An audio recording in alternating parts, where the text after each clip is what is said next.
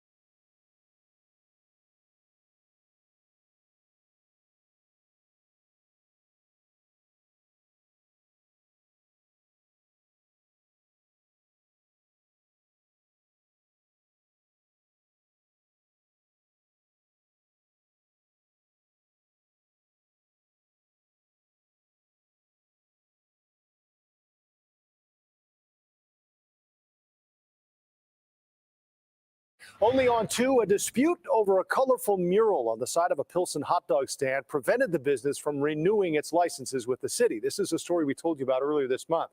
But just a day after our story aired, the owners say, well, the city reversed course and let the stand reopen. CBS 2's Charlie DeMar is in Pilsen with our story tonight. Mimo's Hot Dogs is back in business here in Pilsen, but the owners want to know why a mural outside the shop ended with them being forced to shut down for weeks. The grills are back on at Mimo's Hot Dogs in Pilsen. Mimo's Hot Dogs, sure, go ahead with your order. After a heated dispute with the city. We've got our business license and we're back up and running. Owners Jeanette and Gerardo Garza have been shut down for weeks, unable to renew their license due to unpaid fines over this colorful Cheech and Chong mural on the side of the building. They say the city considers the alley side mural a public advertisement, which requires a separate permit. For us, it's our sole income, so we did struggle a bit. We did get into, some financial debt. But a small business owner says they're getting bullied by the city. And we first told you about this conflict between the small business and the city at the start of the month. A day after our story aired, the Garzas say Kenneth Meyer, commissioner of the City Department of Business Affairs and Consumer Protection, told them personally to clear a path for their license renewal. We're grateful. We're grateful to the media. After the issue became public, the license was restored. Now we have to do this more and more often, that we have to make these issues public to get a response from the fifth floor, from the mayor's office. 25th Ward Alderman Byron Sigcho Lopez calls the city's enforcement of the mural inconsistent and heavy-handed. In this case, a mural shutting down a business, we thought it was disproportionate policy. For more than 60 years, Memos has been in the neighborhood, and with the city's change of heart, it will be around for at least a few more. Thank you. We do feel hopeful that we will pass it down another generation, at least one more generation. The city office that regulates business licenses says once the owners submitted the proper paperwork and paid a renewal fee, that's when their license was reinstated. The alderman has launched an investigation with the Inspector General. In Pilsen, Charlie DeMar, CBS 2 News. It was a shakedown. The city got caught on it, and thankfully, the situation was resolved. fairly and properly for those business owners in Pilsen. And I was very grateful to see one of the best aldermen, not better. I mean, I think that he's one of the standout aldermen here in the city of Chicago, Alderman Byron Sigcho Lopez, get at the front end of this and help these business owners deal with the shakedown that the city was trying to enforce against them. I think that from what I was also reading of the CBS News report, that as the video shared, the city's very inconsistent in its licenses. They had paid for their business license, but then they said that they needed to pay for something else to have the mural on the side of the building. It's always bullshit here in Chicago. Welcome to another Friday night edition of Chicago Corner. Apologies for the audio issues at the beginning of that report. I didn't realize we didn't have any audio, and thankfully my co-host and sidekick in crime, Ed Heller, was able to pop the video story up so we could start it from the beginning again and everybody could come up to date on really what was a breaking news story before the show was curated tonight. I saw that. We reported on it in the past. We were very happy to see things reversed and that business back up and running. Hey, Ed, thanks for joining us again tonight, as always. Yep. Glad to join you all this evening. It is a Pizza Friday, as always, although I'm not having pizza this Friday. Figured I would give my heart a break for 1 week, and then we'll pick it up next week. Jerry wants me to stick around a little longer, so we'll give it a try. We were talking about high cholesterol on the car ride back after we saw Punch 7 last Saturday. Yeah, because poor Harold didn't take very good care of himself at all. That's actually what spurred the conversation, because as we were, I guess, reflecting on his too sudden passing. He did have health issues, and I've told Ed several times in the past. I mean, I love pizza. I grew up on pizza. I used to deliver for Lou Malnati's, which is why I gained a lot of weight when I was in college, and why I think I have high cholesterol now, along with genetic proclivities. Proclivity? I've got marbles. Hereditary things, yes. I don't have those hereditary things, so I had that going for me. I've never really had a cholesterol problem, but I have been gambling, with the pizza every weekend kind of thing. So what we're going to do, ladies and gentlemen, is it's going to be pizza every other weekend. And so we'll do rotating weeks of Italian beef or pizza. That sound okay? Yeah, but you got to watch the Italian beef too. The red meat. We got just enough olive oil in the giardiniera. It's going to keep my heart ticking for a very long time, Jerry. All right. Well, I hope so, because as you said, we do want you around for a long time. So let's see who's in the live chat tonight. Thanks everybody for joining us. My good friend Art Medina is here. Hobo Rody, Kathy Powers, as always. I see Shane Coughlin from Kerberos Media Productions. Who else is joining us tonight? Extra Bola. Hey, Warren. Yeah, I know we had no audio. Constitutional Conservative. Hey, Lou. So far, that's everybody who's chimed in so far in the live chat. We got 7 viewers right now. Hopefully that'll build as we continue with the show. I'm not giving up the Swedish fish, though, Jerry. Well, Ed, I got on the scale the other day and I realized I've got to give up those sugar-covered gummies that I've been binging out on like crack cocaine, because I'm a little alarmed at how quickly I've put on the amount of weight I have. So anyway, nobody wants to hear about that. You don't want to eat the whole container in one day. I think that's the challenge. Yeah, well, that's the problem. It's so good. That's what you end up doing. Like you take like 1 or 2 out of there and then you put it away and hide it. And then it's not as bad of a problem, because like you forgot they were there and you're like, oh, wait, I have some of these. I can have one. Well, sadly, I don't have anybody living with me that can hide them, because I would know where I hide them. Of course, there's those other kind of gummies, which I think Shane is telling us about here. Yeah. I don't do weed, but thanks for the suggestion. So those you don't want to eat in large quantities either. Yeah. The whole point is to everybody just take care of your health, watch what you eat. I feel like I've been eating nutritiously, yet I'm gaining weight, and I'm sure it's just from a more sedentary lifestyle. I just got to motivate myself to get out work out more, get back to swimming at the club and other things. Hydrate. Drink plenty of fluids. Fluids are good. That's why I'm doing water tonight. And I usually drink at least 4 of these every day, so I know I'm hydrated enough. That's a lot. Okay. That's a lot of water. Yeah. All right, so let's get into it. Let's get into our first story. Same shit, different day, the hypocrisy, the contradictions. This comes to us from Block Club Chicago, Maxwell Evans. After rejecting claims of environmental racism, a topic we talk about a lot here on the show, more often when Kid is able to join us, city moves to settle civil rights complaint with the feds. So let's recap. We're not environmental racists, but we're going to settle a civil rights claim with the feds. That's basically what it all boils down to. After the feds found the city clustered polluters in black and brown neighborhoods, as we know, the city is negotiating ways to make its zoning policies more equitable, averting the threat of millions in lost funding for now. Because it's all about the funding. I mean, now that they basically got caught and they are losing their funding, now they want to make sure not to pollute black and brown neighborhoods. Now it's a big concern to them. They shouldn't be polluting any neighborhoods, white, black, brown, purple, yellow, whatever.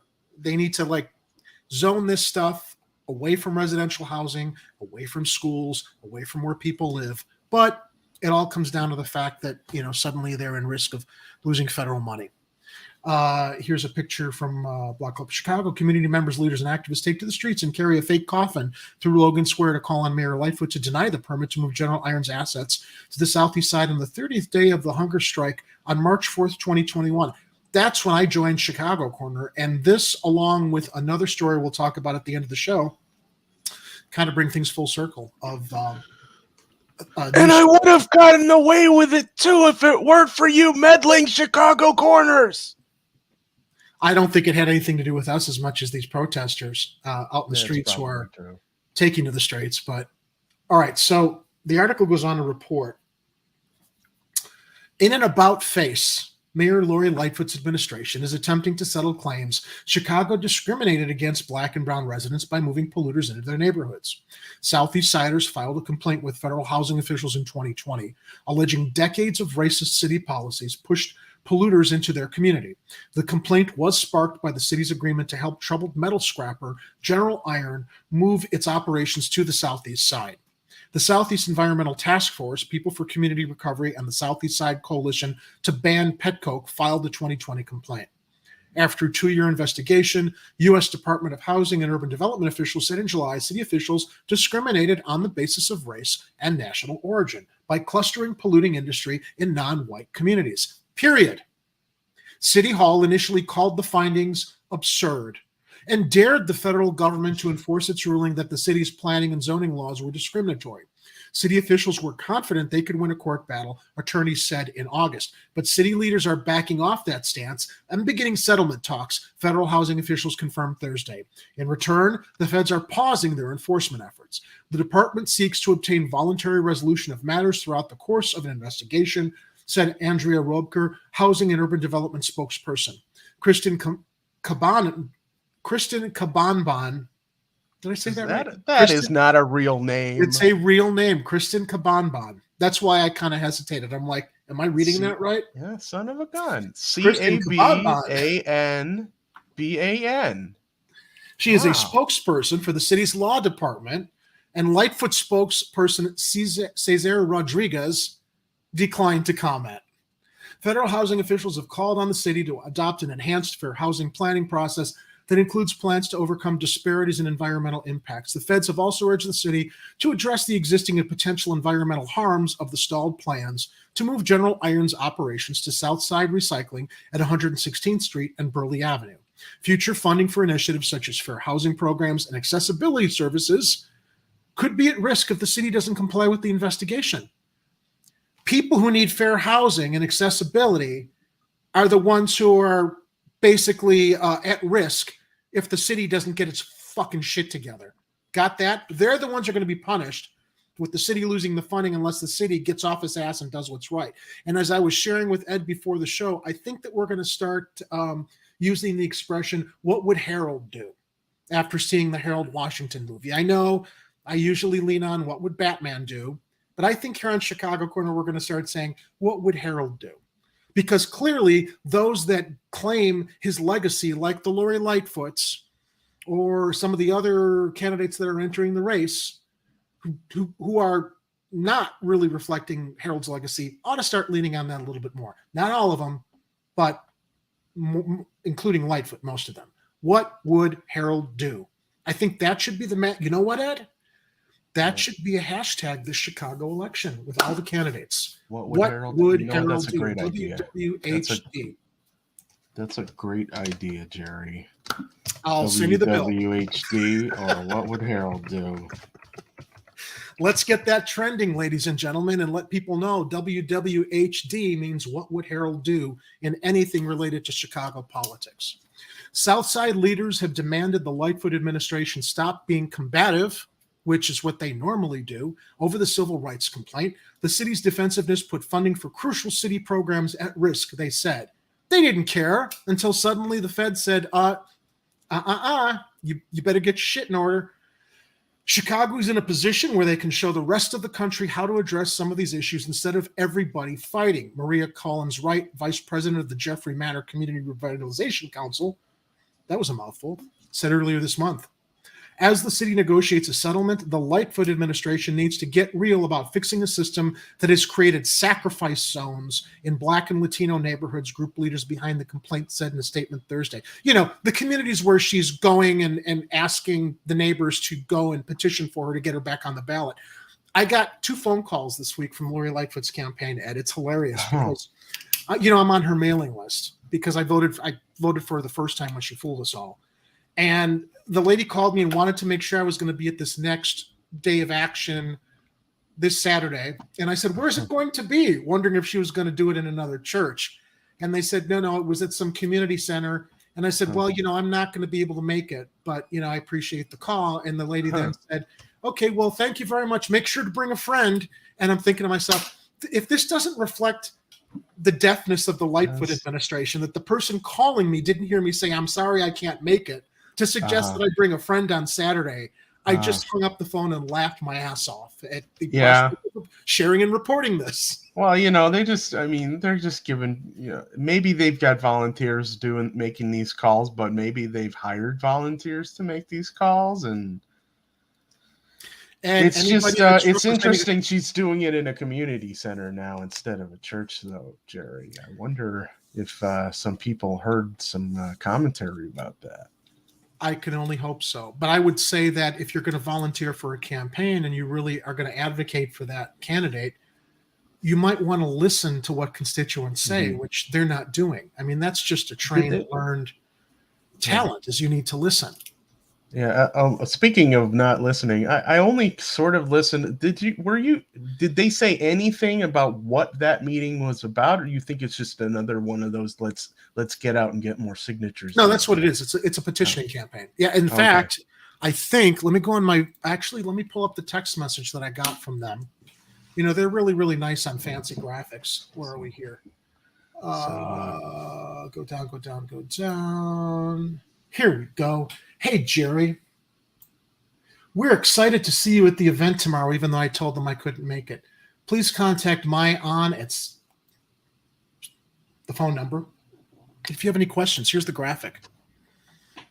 Oh, now why didn't it open up? Hold on a second. There we go. No, it's not opening. I think I need to open another window to bring it over. Stand by. Why isn't it? All right, let me take this off screen because I do want to share this because I do think it's kind of funny. As soon as I can figure out why my browser's not opening it up as I requested to, I'm just going to have to open the JPEG image and bring it up.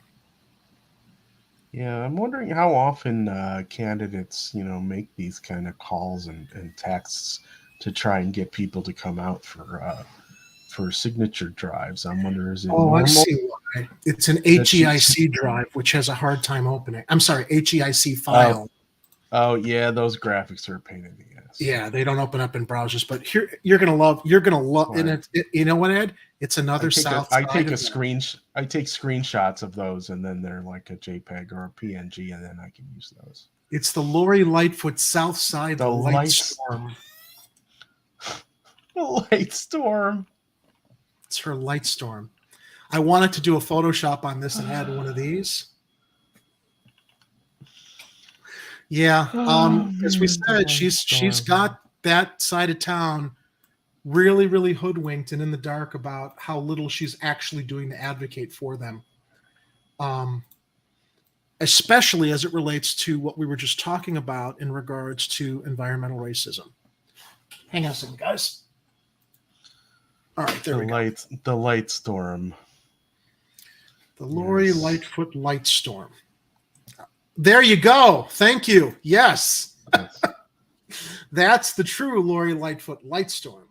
All right, so at the end of the article, they report the activists are exhausted from having to push and fight with city officials to take us seriously and stop putting the interest of polluting industry over the health of Chicagoans, they said. Though the city denied Southside Recycling's first permit in February, the metal scrapper is appealing the decision. The company spent $80 million to build a metal shredder based on the city's promise to facilitate its opening, company officials have said. The massive metal shredding facility is still in place, and the threats of General Iron still hangs over our heads, the Southeast Side activists said. It needs to be deconstructed, and we need to make fundamental reforms to the racist systems that allow toxic polluters to amass in neighborhoods like ours. Amen. Yeah. So basically the feds just, they're like, take care of your stuff. And what? Are they going to check back in 6 months to see if they actually did anything? Well, I'm imagining that it's going to affect. Oh, I'm buffering again, I think, because I'm opening a window on this side. I hear you fine, though. Okay. Well, yeah, I think it's going to be a matter of them reevaluating things. I don't know if they're going to shut down that funding for those programs, but we know that those programs that we mentioned are definitely at risk. Yes, Kathy, city promises are lies. Let me jump into the chat here, just see what some of our viewer comments are. Oh, wow. There's been a lot of activity in the live chat here.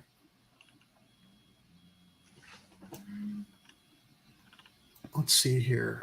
Kathy's getting all riled up about the bicycle lanes. I'm not going to be talking about that tonight, Kathy. I did address that on Twitter. We'll talk about that some night, just not tonight, because we're really, really loaded with stories. And ironically, I thought I had a handle on how many stories we were going to have tonight, that we weren't going to be overwhelmed and run late. But, that's just Jerry's wishful thinking. Because, well, you can always pick and choose from the list there, Yeah.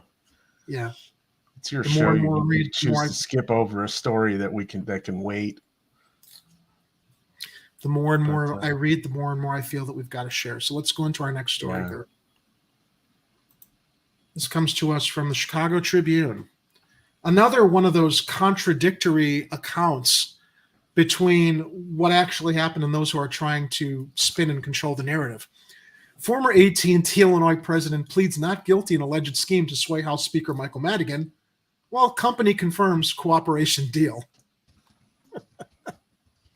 Oh my God, it just fucking never ends in this state. So that's former Illinois Speaker Michael Madigan departing from his lawyer's office March 9th, 2022. I really like this particular picture because I believe and hope this is an image of things to come for former Speaker Michael Madigan. The image of him behind bars is just too thrilling to imagine. The former president of AT&T Illinois pleaded not guilty Friday to federal charges alleging he orchestrated and approved a scheme to funnel payments to an associate of then Illinois House Speaker Michael Madigan in exchange for the speaker's help, passing legislation important to the company. Paul Lasciaza, 65, was charged in an indictment returned by a federal grand jury last week with conspiracy, federal program bribery, and using a facility in interstate commerce to promote unlawful activity. The most serious counts carry up to 20 years in prison if convicted. Lasciaza, who has homes in Rhode Island and Florida, this guy doesn't sound like he's affiliated with the outfit, does he, to you, Ed? Homes in Rhode Island and homes in Rhode Island and Florida. La Schiazza. I don't like to assume, Jerry, but you know, I mean, Florida. Come on. Yeah. He pled not guilty through his attorney during a telephone hearing before U.S. Magistrate Judge Jeffrey Cummings. He will remain free on recognizance bond while his case is pending, because, you know, rich people can afford to stay free on recognizance bonds while everybody else has got to pay high cash bails for nonviolent offenses. Asked by the judge if he's currently employed, La Schiazza replied, "No, Your Honor, I am not." How much money do you want to bet he's got socked away in his bank account? Well, you know, they call that passive income, Jerry. Oh, here's this scumbag. I didn't realize this picture was down in the article here. There he is. There's La Schiazza. Hours later, lawyers for AT&T Illinois appeared at the Dirksen U.S. courthouse to confirm before a judge the company has entered into a deferred prosecution agreement with the U.S. Attorney's Office, admitting its role in the scheme and agreeing to pay $23 million and cooperate in this investigation. In exchange, prosecutors will drop criminal charges filed against the company in 2 years. This is a perfect example of why the United States needs to embrace the concept of a corporate death penalty. And what does that mean? There are other countries that when a company that is so rancidly corrupt is proven by a court of law to just be skirting the law left and right by virtue of having high-paid, high-powered attorneys to essentially help them break the law until they get caught, that corporation is executed.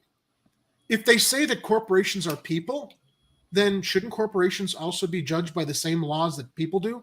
And basically, I think in this case, with all of the corruption and other laws that they broke, just be eliminated, put to death. You can't.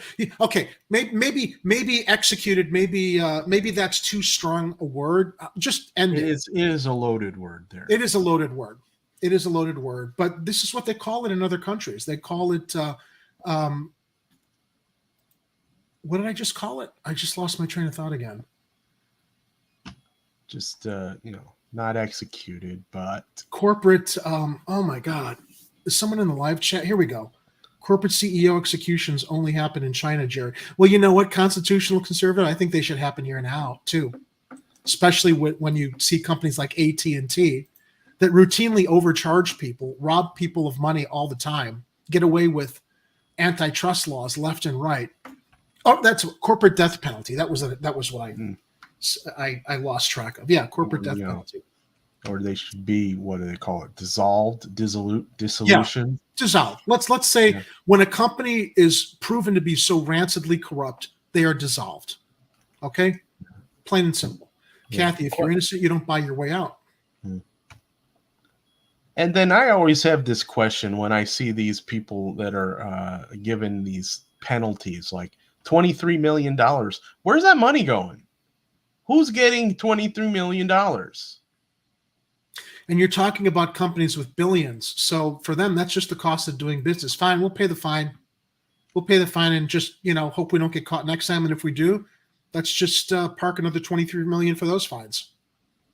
During the brief hearing before U.S. District Judge Jorge Alonso, Assistant U.S. Attorney Amarjit Baku, a lot of tough names to pronounce in tonight's show, said the agreement was reached voluntarily and in good faith, and that AT&T Illinois' cooperation will insist in the prosecution of other individuals, including Madigan and La Schiazza. Well, I guess that there's a bit of a silver lining to that dark cloud. Meanwhile, AT&T released a statement last week saying the company holds itself and its contractors to the, quote,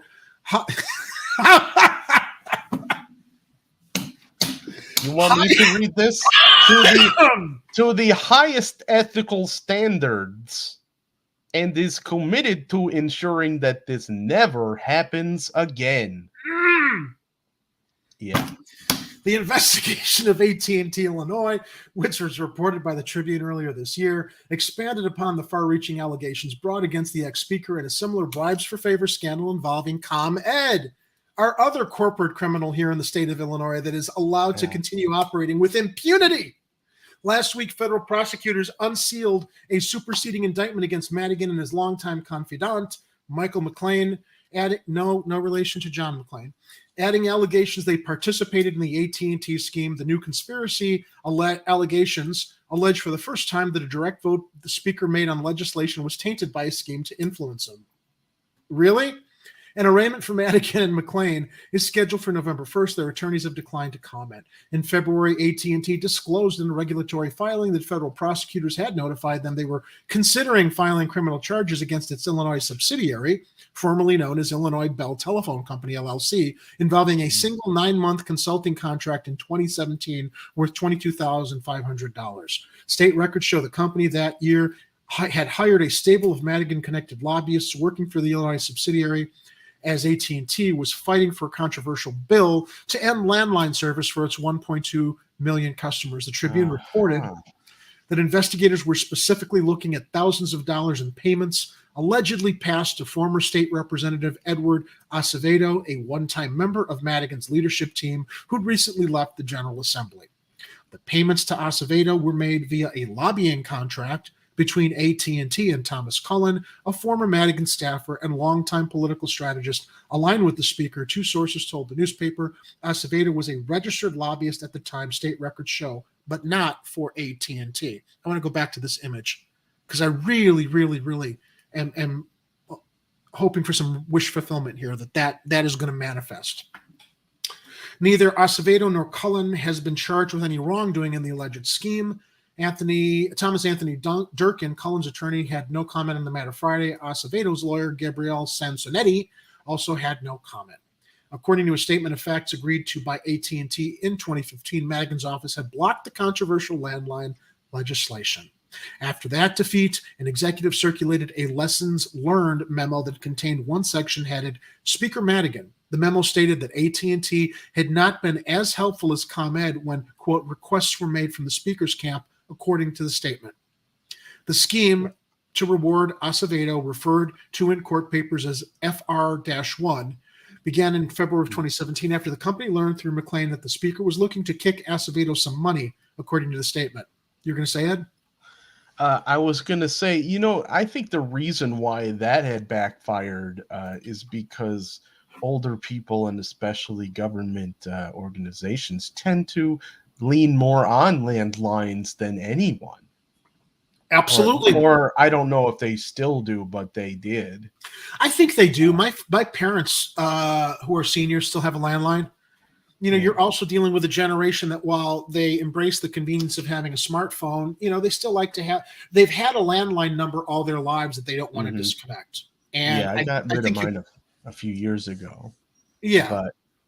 But it's not difficult to transfer a number to a smartphone, but I think that some people just want to avoid having to go through it. Well, and then the other thing is that now that people have high-speed internet, what people do who want to hang on to a landline is they end up getting what they call voice over IP, which basically just creates a landline from your cable or internet connection. So that's a thing that AT&T would rather people deal with instead of them having to maintain all those old RJ11 cables everywhere. The article goes on to report after a protracted fight, the landline bill that we're talking about passed during the final hours of the spring 2017 legislative session with Madigan's direct assistance, according to legislative records and the statement of facts agreed to by AT&T.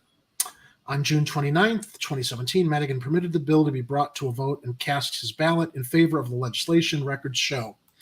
2 days later, after Republican Governor Bruce Rauner vetoed the legislation, Madigan and the Democrat-led General Assembly overrode him, with Madigan again voting for the override. Blah, blah, blah, blah, blah, blah, blah. Collect your torches and go!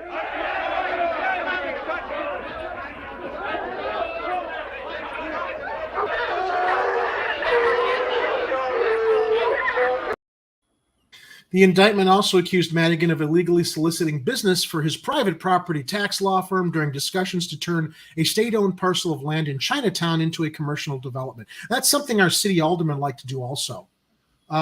Burger King. Both Madigan and McLean have pleaded not guilty, of course. Their attorneys have accused prosecutors of trying to criminalize legal political actions, such as job recommendations, in a quest to bring down the once powerful speaker. How fucking big are the balls on this son of a bitch here that he feels that as a people's representative who's supposed to be serving the interests of the people, he's all offended by and claims that this is an effort to criminalize legal political actions.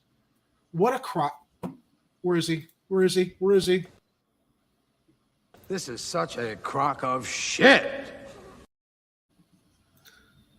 The audacity, Ed, and the absolute disconnect, arrogance. It's just daily life in Illinois. And, you know, for everybody who's going to go, well, that's a Democratic Party. We suffered through how many years of Bruce Rauner? Okay, it would be just as bad under Republican leadership, I think.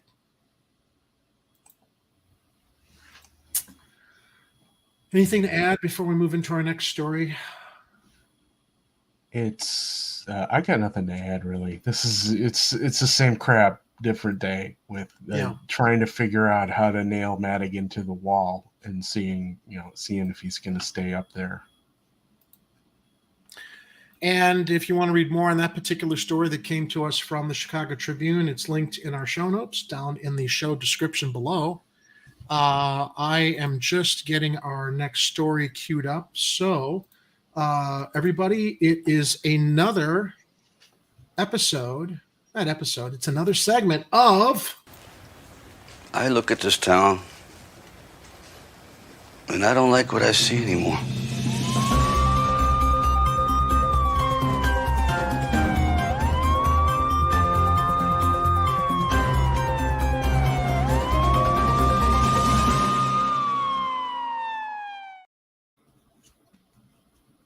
All right. Copwatch. I'm sure a lot of people have been following this story this week. Apparently, one of our fine CPD officers has sympathies with the Proud Boys. Now, while the Proud Boys are a very controversial group, okay, they will say they're not all racist, they're not all white supremacists. A lot of their activities seem to suggest otherwise. In this case, well, let me just go to the WTTW article. Now, what was that for? Did I not make any sense here? No, they're just, they're just All going, right. yeah, not all. Not all. All right, so this comes from Heather Sharon at WTTW. Once again, our amazing, where is she? Our amazing Mayor Lightfoot.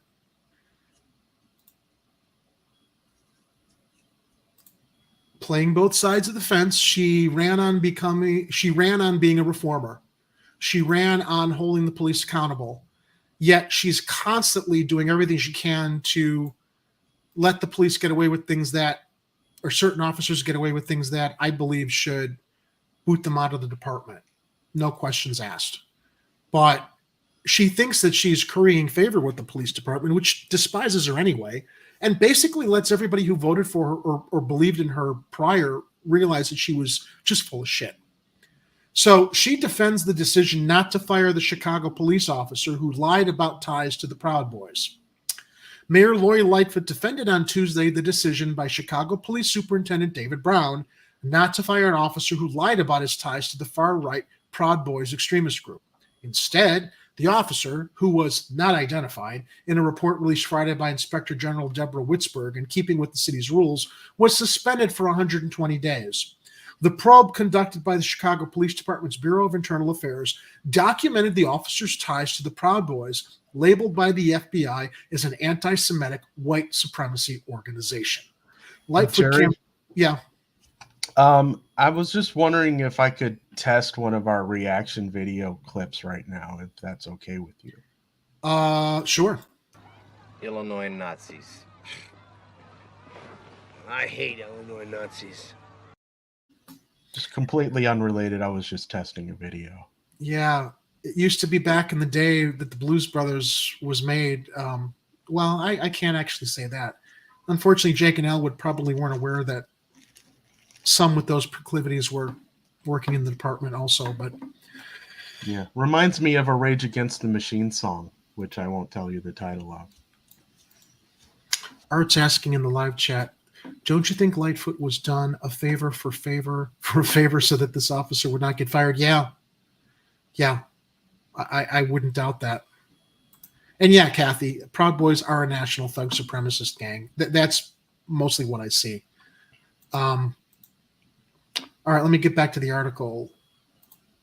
Yeah, same bunch, different generation. The probe conducted by the Chicago Police Department's Bureau of Internal Affairs documented the officer's ties to the Proud Boys. Okay, I got through that. So Lightfoot, as we all recall, which was one of the reasons I believed in her when I was younger and stupid, campaigned for mayor in 2019 on a premise to restore the public's trust in the beleaguered police department, which has faced decades of scandals, misconduct, and brutality. Faced decades, continues with scandals, misconduct, and brutality. When Lightfoot was asked a question from WTTW News Tuesday about whether the decision by police leaders not to fire an officer who lied about his ties to the Proud Boys would make it impossible for Chicagoans to trust the Chicago Police Department, given that the Proud Boys are an anti-Semitic, anti-gay, far-right group whose leaders have been charged with sedition in connection to the January 6th insurrection, she responded that the question included an overstatement. You know what? I have to correct myself, everybody. When I made a comment earlier in the show that not all Proud Boys are like this, I was wrong. I was thinking of the Boogaloo Boys. Okay? Separate group. That is definitely separate group. Yeah, they are a completely separate group. They are not, I mean, you know, their activities are questionable, but they're not a white supremacist group like the Proud Boys. So I want to take a step back, correct myself, apologize. Kathy, yes, they are a national thug supremacist gang. I was thinking of the Boogaloo Boys, who aren't completely that way. So thank you for helping trigger my memory. I don't think there are any good Proud Boys whatsoever. So getting back to the article, which is also what jogged my memory, that the Proud Boys are an anti-Semitic, anti-gay, far-right group whose leaders have been charged with sedition in connection to the January 6th insurrection. Lightfoot responded that the question included a, quote, overstatement. The officer was, quote, thoroughly investigated and given a lengthy period of suspension, Lightfoot said, adding that as mayor, she was not involved with the details of that discipline. So I guess that 130 days, 120 days was enough, but he's allowed to come back and serve. Okay, so you've got a police officer who lies about his relationship with a white supremacist organization. You think suspending him for 120 days but allowing him to return is solving the problem. If he showed he was willing to lie about his allegiance to that group, what makes you think you're going to be able to trust that son of a bitch when you put him back on duty? Yeah, all you did was give him a vacation. It's all you did, and I'm sure it was paid, thanks to the union led by John Clouton Zara. So she's given a lengthy period of suspension, adding that as mayor, she was not involved in the details of the discipline. So she's also excusing herself from the decision, saying it was okay. It was okay, but I had nothing to do with it. I had nothing to do with it.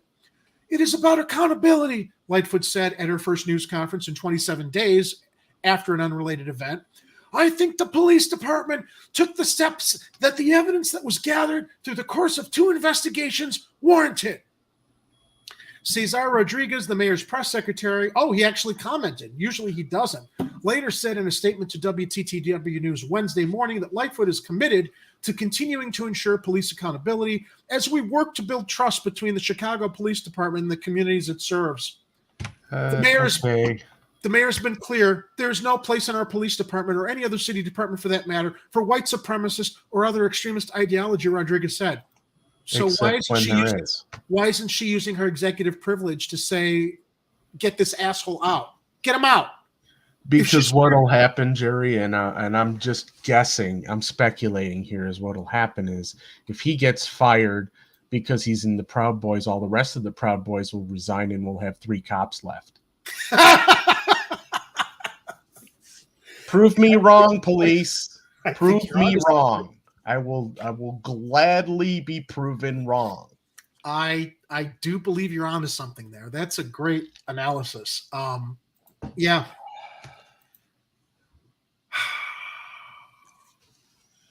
I mean, to make the statement, the mayor's been clear there's no place in our police department or any other city department, for that matter, for white supremacist or other extremist ideology.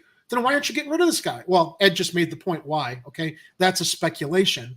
As far as Brown also covering for this asshole, representatives of the Chicago Police Department did not respond to questions from WTTW News about why Superintendent David Brown did not seek the officer's termination, because he doesn't want to piss off the union. He doesn't want to piss off the Fraternal Order of Police, who routinely cater to Proud Boy ideology and the thin blue line and police lives matter. Blue lives matter. Yeah, blue lives matter. So do citizens' lives. So do lives of every race and color. Okay? That blue lives matter thing is just blows me away.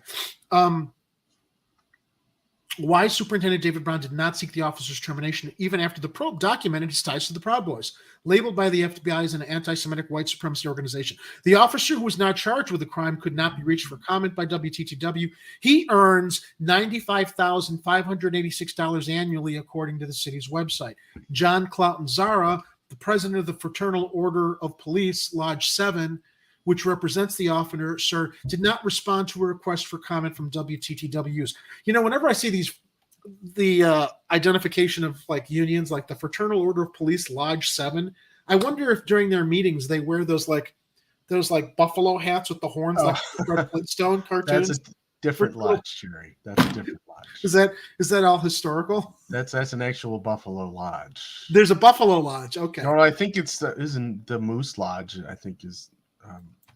I don't know if Buffalo's Lodge is real or if that's just like from TV and cartoons. Here's what like the police Flintstones, you know? Yeah. The police department investigators' initial solution for this problem was to recommend that the officer be suspended for 5 days for failing to submit a written report explaining that they were under investigation by the FBI, according to the report.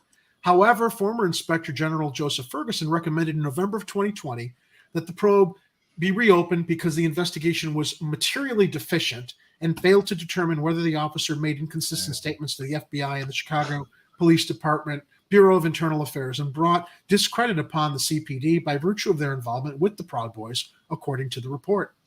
Hey, Jerry, before you continue, do you find it interesting that former Inspector General Joe Ferguson seems to be cropping up a lot in news stories? He's retired, but he's still throwing in his 2 cents. This guy, I mean, he's the one who pointed out to us that the Chicago really doesn't have a city manager, and that's a big part of the problems why the city's all messed up, is because even if Lightfoot wanted to do all the things she said she wanted to do, she doesn't have the people in place to do it. Well, they're not necessarily quoting. Ferguson did not make a public statement now. They're referencing what he said prior while he was serving. They're saying what he said in 2020. Okay. Right, in 2020. Yeah. Okay. Now, shifting over to our I'm starting to identify him as our equally reviled Superintendent Brown, he decided he was going to defend the 120-day suspension. There's the headline. Chicago Police Superintendent Brown defends 120-day suspension for officer. His comments were, let me go through the article here. You know, every time I pull up an article, I am seeing trailers for, actually, it's not in this window, but I'm seeing advertisements for that Emmett Till movie that's going to be opening soon that we saw the trailer for at Punchline for Harold Washington, which hopefully we didn't even bring that up last time. I forgot about that. Yeah, when Emmett Till's mom is what the movie's about. So this comes to us from Chicago Tribune, Alice Yin and Annie Sweeney, and this was reported today. This was an update to Mayor Lightfoot's participation in the story. And this came up, I believe, during the Friday's wide-ranging police budget hearing, which saw Superintendent David Brown on the defensive over discontent with his public safety plan, ballooning overtime costs, and more. Alderman Jason Irvin, 20 of the 28th, questioned Brown on why Officer Robert Baker They identified him finally. Huh. Officer Robert Baker. 2 Ks, not 3. Received only a 120-day suspension. Oh, hold on, Jerry. Over allegations. That's a good one. I need a second. I need a second for that. Hold on. Officer Robert Baker.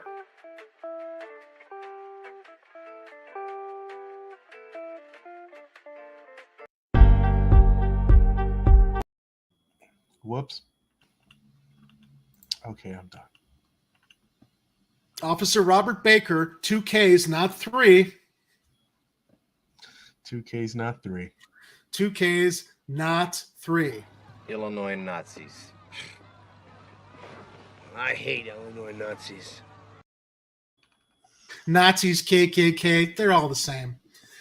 Received only a 120-day suspension over allegations, including that he didn't reveal he was interviewed by federal authorities about his alleged past involvement with the Proud Boys. Brown defended the choice not to fire Baker, 2 Ks, not 3, and said the investigation did not turn up sufficient evidence that the officer was affiliated with the organization. But he lied. He lied. He's an officer of the lies of omission. Yeah. Right. Exactly. Yes. I was supposed to tell you I was 2 Ks and not 3?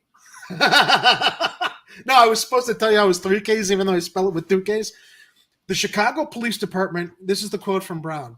The Chicago Police Department has zero tolerance for any of its sworn members being members of hate groups or associated with hate groups, Brown said in his first public remarks on the case. The allegations put forth on this officer did not support by a preponderance of evidence, which is the that they're leaning on the legal standard, Ed, not the ethical, moral standard. The legal standard that lets shit like this squeeze by all the time. That this member associated with... I gotta look up the word preponderance. Hold on a second.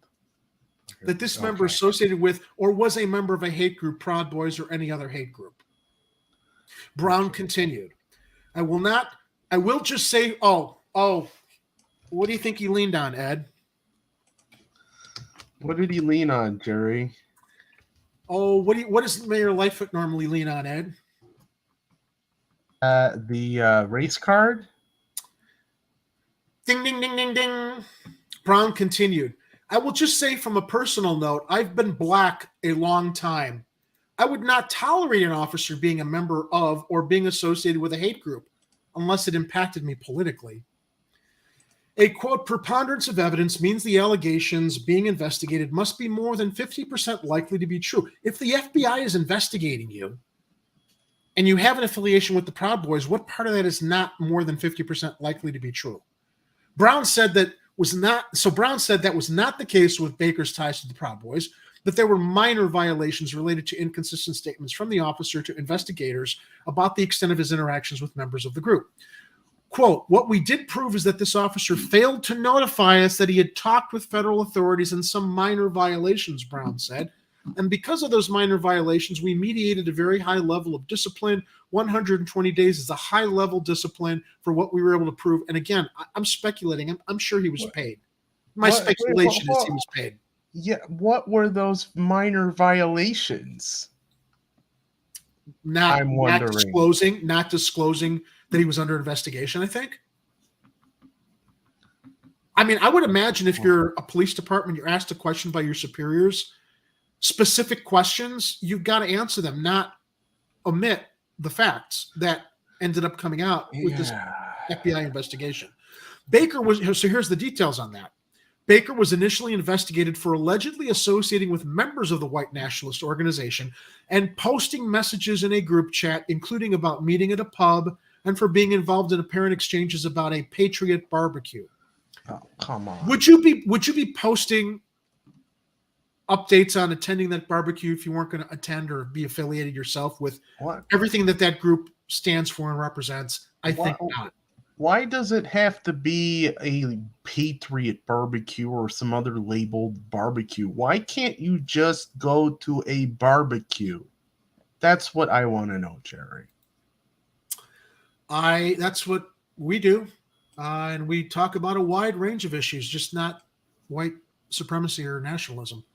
In April of this year, the Department's Bureau of Internal Affairs resolved the case with a mediation agreement that said Baker would not contest any of the allegations against him in exchange for the 120-day suspension. City Inspector General Deborah Witzberg recommended that Brown reconsider that punishment, but did not get a response. Now, City Inspector General Deborah Witzberg was one of Joe Ferguson's associates. She was on his team. So I think that we have some of the Ferguson influence, but as with Ferguson, none of these entreaties are ever taken into account or taken seriously, especially in regard to the optics of what we're seeing here.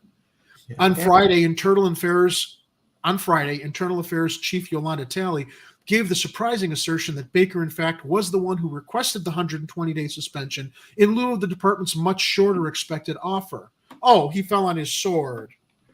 I'm just going to put it to you frankly, Talley said, getting a nod from Brown to continue. This was damage control. Okay, so getting the nod from Brown to continue is code for this was planned, that they dropped this in. His suspension would not be more than 5 days for what we were able to prove.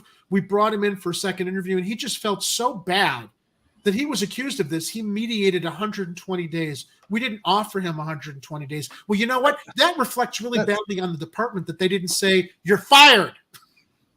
No 120 days, no 5 days. You're out of here. You're a liar. We can't trust you on the job. No, Jerry, I think he requested the 120 days. This dude went on vacation. I'm saying it again. Yeah. He had vacation planned.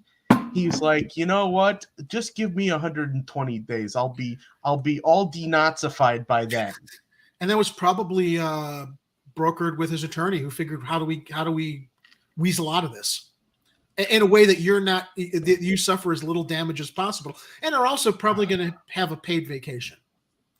Man, this is just, this is an irritating story. Now this is what's really going to piss you off.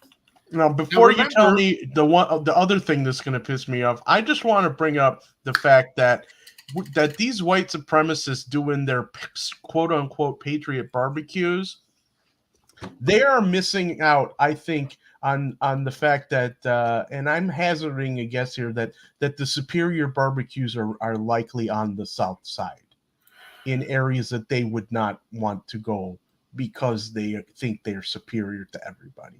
Well, wait, repeat that. You think they are on the south side? I think the superior barbecues are on the south side. Oh, yes. Yeah, I would agree with that. Now, remember, I referenced her as Internal Affairs Chief Yolanda Talley, who on Brown nodding to her, basically reported this poor officer, he's the one who wanted the 120 days. She continued by pushing back on the idea of the Proud Boys being a hate group. Quote, the Proud Boys is not identified as an FBI hate group, Talley said. Why? If the Proud Boys were identified as a hate group, this investigation would look totally different. In fact, the FBI does not keep a list of domestic groups that have been identified as hate or extreme group, according to a statement the agency gave the Tribune Friday. Well, hold on, Jerry, just 1 second on that statement. That statement that they just made. Yeah. The FBI does not keep a list.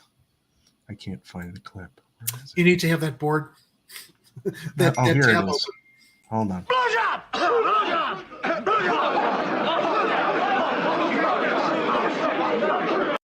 Okay. Yeah. Right. They have the list.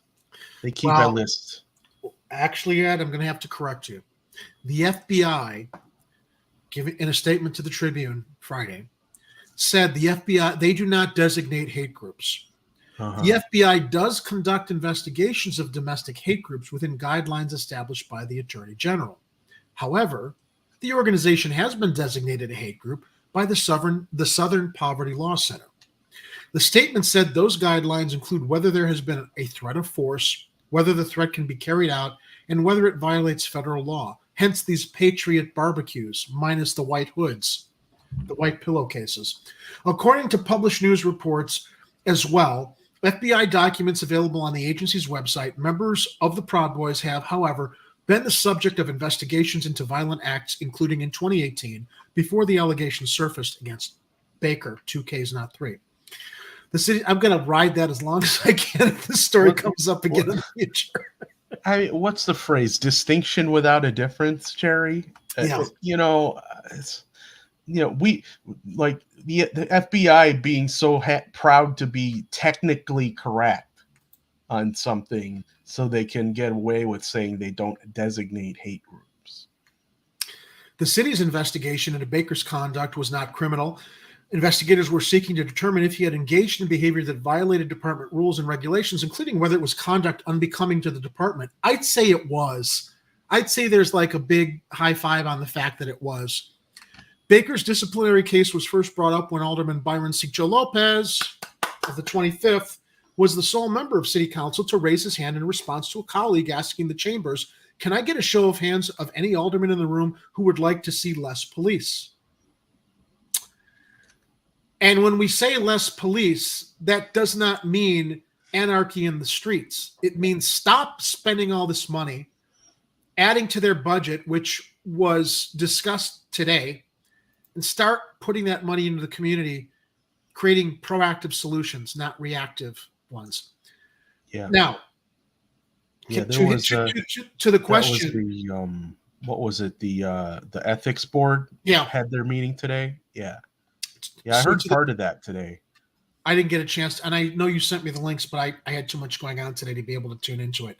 Yeah, well, I don't think you'd have been able to listen to the whole thing anyway. They were saying that last year's lasted like 8 hours, and I only got to listen to like an hour of it. After I finish this article, I'd like to get some of your thoughts on that because I do think it's important. I think it does have some relevance to what we're talking about. I think some of it's covered in the story. All right. So when he rose his hand in response to a colleague asking the chambers, "Can I get a show of hands of any alderman in the room who'd like to see less police?" and Sicho Lopez was the sole member of city council to raise his hand, fellow alderman piped up, "I'll take his," in response. Sicho Lopez then left the city council floor temporarily after shouting, "Take the white supremacists too. It's a shame to have white supremacists in the force." You know what this reminds me of, Ed? This reminds me of the council wars footage we saw in Punch 9 for Harold Washington. Yeah, with all of obviously the racists. Some of it, yep. Yeah. And some of it's performative, and some of it is just, they get complaints from their constituents and their wards that there's too much crime going on, and all they see for a solution is that hammer to a nail, which is the police. Yeah. Yep. Also, during Friday's budget hearing, several aldermen pressed Brown on earlier comments he'd made blaming higher than budgeted overtime costs on special events. Oh, this will be a good transition. Such as next summer's planned NASCAR takeover of Grant Park. Chicago police has $100 million budgeted for overtime this year, but it already spent $112 million so far on such costs, with more 2 months left in this year, Brown said. Primarily, that's a function of an increase, really an explosion of special events across the city since Memorial Day weekend, much more than previous years, much more than pre-pandemic years, Brown said, citing the Pride Parade in June and the 2023 NASCAR street race. As we add more and more special events that require security, we need to understand that's additional overtime. Ching, ching. Special events require organizers to find private security before they get the city's approval, but that's usually not enough, and Chicago police staffing power is also required. But such events also require police sign-off before taking place. Hey, how about we get fucking NASCAR to foot the bill? Yeah. How about that? An idea. We don't want NASCAR here. I haven't talked to anybody who thinks it's a good idea, honestly. Except for maybe like 30 seconds.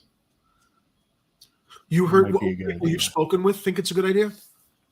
I'm just saying, most people are going, "Oh, that'd be kind of cool," but then what a terrible, tragic problem that's going to be, in July with all those road closures and people having to reinforce the roads and their buildings where the cars may be passing by and crashing into a whole nightmare of possible problems with that. Our city was not built to be a racetrack. Although, a lot of street racers here that the police routinely don't know how to break up think so. The infrastructure of downtown was not designed for this, period. Whatever they end up putting up, well, let's get to NASCAR in a moment. Let me finish up this story because we're going to go into NASCAR updates. Let's wrap this up. You guys sign off on this stuff and you're complaining. Outgoing Alderman Tom Tooney, the 44th, noted. Braun responded, "We're not party poopers. We're not going to say you can't have the extra special events that we've had this past year, but it does require security, and so we're responsible for making sure those events are safe." Another city council member set to retire in 2023, Alderman Harry Osterman of the 48th, expressed frustration with Braun, repeating, "Crime is down while fears of violence remain pervasive. I don't feel that you have a comprehensive plan to address violence that has brought people in," Osterman said. "Because of the lack of a cohesive plan, we're an island, but the violence spreads everywhere, and without a cohesive plan to buy in from folks, we're nowhere." Through this month, Chicago has seen double-digit percentage reductions in shootings and homicides, 20 and 18% respectively over the last year. But since 2019, homicides and shootings in the city were each up by at least 30%, according to official police statistics. Yeah, that seemed actually a pretty decent summary of the hours worth that I heard today from City Council, and it was it's the same thing. You've got some aldermen who all they are pro cop, and that's the only solution that they can see with their blinders on. And it's so lazy. It's so lazy. That's just the go-to because it's a dog whistle. Oh, we're doing something. We're going to keep you secure. No, you keep people secure by doing stuff in the community to help people's lives, so that the desperate or those that are not being raised in good homes or have good influences. Yeah, just keep asking yourselves. It's like every year they keep adding more and more money to the police budget, and what has it gotten us? Has crime really gotten better here? Is that the solution? It hasn't. More They're cops? spending more money. And what's the definition of insanity? Doing the same thing over and over and over again and thinking you're going to get different results. And that essentially illustrates what's going on with the increase in police budget every year, and with nothing changing. So, redirect those resources. That's all we're saying. We've said it before. If the cops have too much on their plate, let's take it off some of those responsibilities off of their hands. Let's redirect those resources where it can really help cities and the communities improve their living situations and their environment, and then maybe some of this crime will drop. I mean, I think a lot of people would say I'm naive to keep pounding this drum, Ed. I don't think I am. More money put into spreading not only more mental health clinic facilities, but the understanding that mental health is the cause of all of this stuff, along with abandoned neighborhoods where kids don't have any opportunities. Okay, let's stop with the pull yourself up by your bootstraps. You need the boots. And in a city as segregated as Chicago, where you go through some neighborhoods and it's like demilitarized war zones, right? With empty houses, vacant houses, empty lots. Tell me that people in those communities have the same opportunities as people in the communities up on the north side. I mean, I'm not saying we don't have poverty up on the north side, okay? But I think that statistically you can see there aren't as many opportunities, I think, in a lot of these neighborhoods where crime is proliferating. And when we look at the root causes of crime, and the response is just spend more money in the police department to put more people in jail, without understanding that our leaders, our representatives have a responsibility to try and improve people's lives with all the tax money that we pay and with the responsibilities that come with leadership. They're fucking lazy. They're just lazy. They just don't want to do their jobs. They want to rely on the dog whistles. We're going to keep you safe by hiring more police, and bringing you NASCAR to distract you. All right. This came to us from Crane's Chicago Business Today. NASCAR and Chicago partner with former Lollapalooza producer Why is this interesting? Many key details still aren't available about the planned NASCAR race through downtown Chicago next summer. But race organizers did disclose one factoid that may help them calm some critics. They've cut a deal with the man who brought Lollapalooza here. In a state where, Lori Lightfoot likes to get on stage and party. And we'll get to his affiliation with Lori Lightfoot in a moment. There she is. In a statement, NASCAR said it has entered a partnership with Four Leaf Productions for the July 2023 event. Four Leaf is headed by Charlie Jones, one of the founders of C3 Presents, which produces Lolla and helped organize the NFL draft here in 2015 and 2016. NASCAR and Four Leaf will work closely together with the city of Chicago, Chicago Park District, and other entities in building and producing a successful sports and entertainment event weekend, the statement said. FLP's creativity, coupled with their success and expertise producing major events in the city, is the perfect combination to help us deliver a positive and memorable race weekend. It added, FLP will oversee all non-racing elements of the event weekend, including building out premium hospitality areas, creating interactive experiences for fans throughout the park, and producing 2 live concerts on the music stage each evening. Yet to be disclosed by the NASCAR folks or Mayor Lori Lightfoot's office, which streets will be closed and for how long, how much of anything the city of Chicago will be compensated for use of its thoroughfares, and how long portions of Grant Park will be shut to the public during the busy summer months. Something NASCAR has revealed, though, tickets will go on sale via its website next month in November. Now, why is this gentleman who was formerly affiliated with Lolla interesting? This Charlie Jones.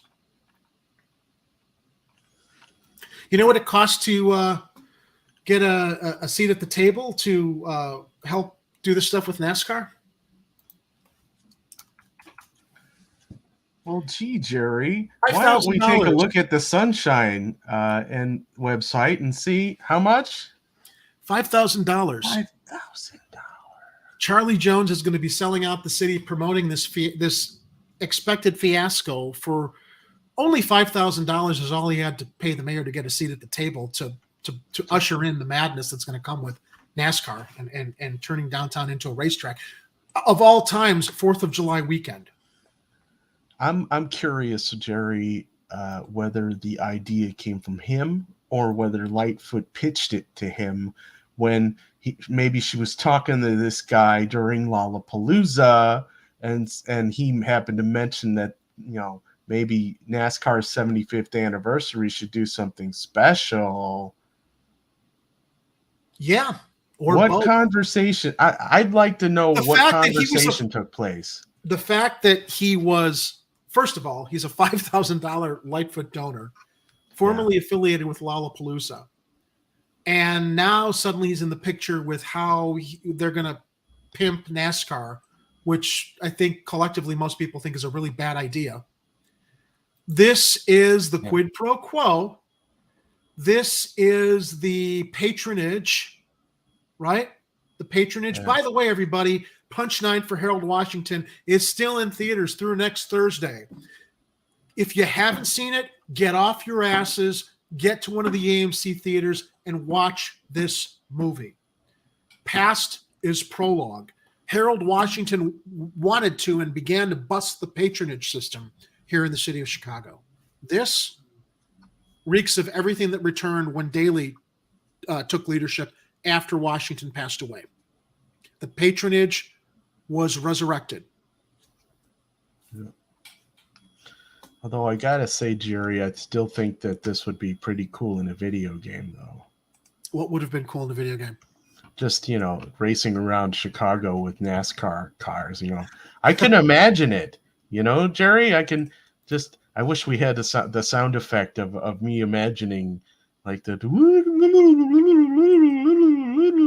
can you imagine what that might be like, Jerry? Share with us what it will be like, Ed. Oh my God. Pause it for a second.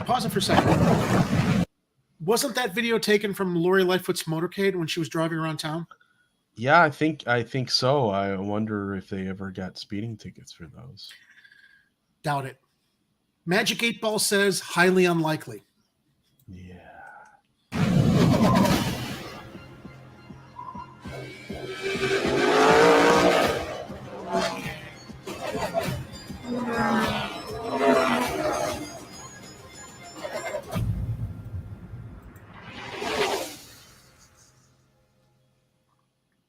All right, I gotta say that looked pretty cool, but they are encouraging people. They are encouraging people to wait and watch potential car crashes downtown. Is how I look at this. Lest I sound like some old man, which I'm not. I think I'm gonna watch from home though, because otherwise, I mean, it's gonna be like that Transformers movie they shot here. Here's a little bit more on it. You saw all the simulated carnage that they had in that movie. In the Transformers movies? Yeah. What was I forget which one I can proudly say no. No? Oh, you're I have lucky. never seen a Transformers movie, and I don't wish to. Okay. It's like watching city ethics. Yeah. Car crashes. All right. So the Yahoo article from Yahoo News basically just goes a little bit more into the relationship with Charlie Jones, who donated $5,000 to Lightfoot's campaign, was a former producer of Lollapalooza and his new company, Four Leaf Productions.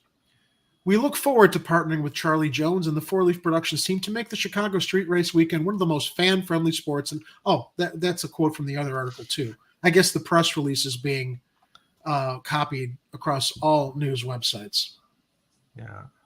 So yeah, there's nothing new to report. And friendly. All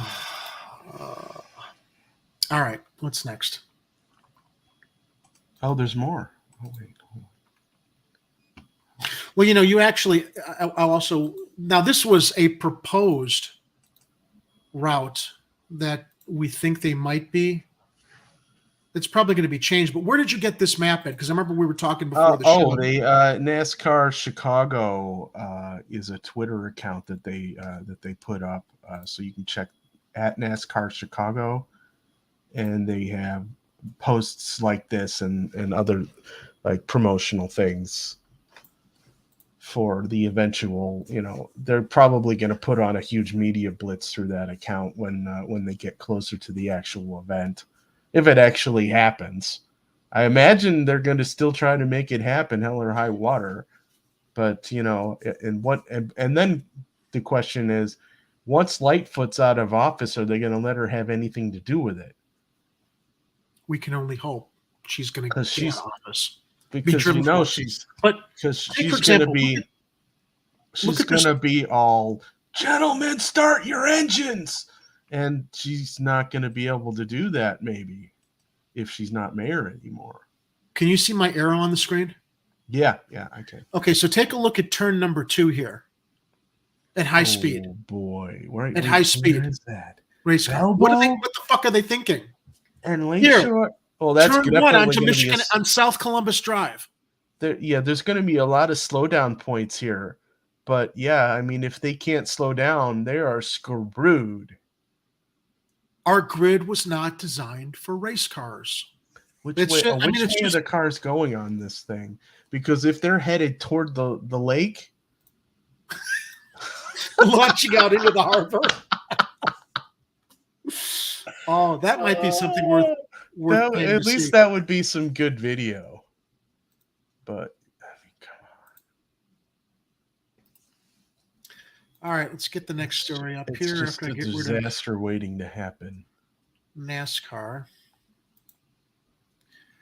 More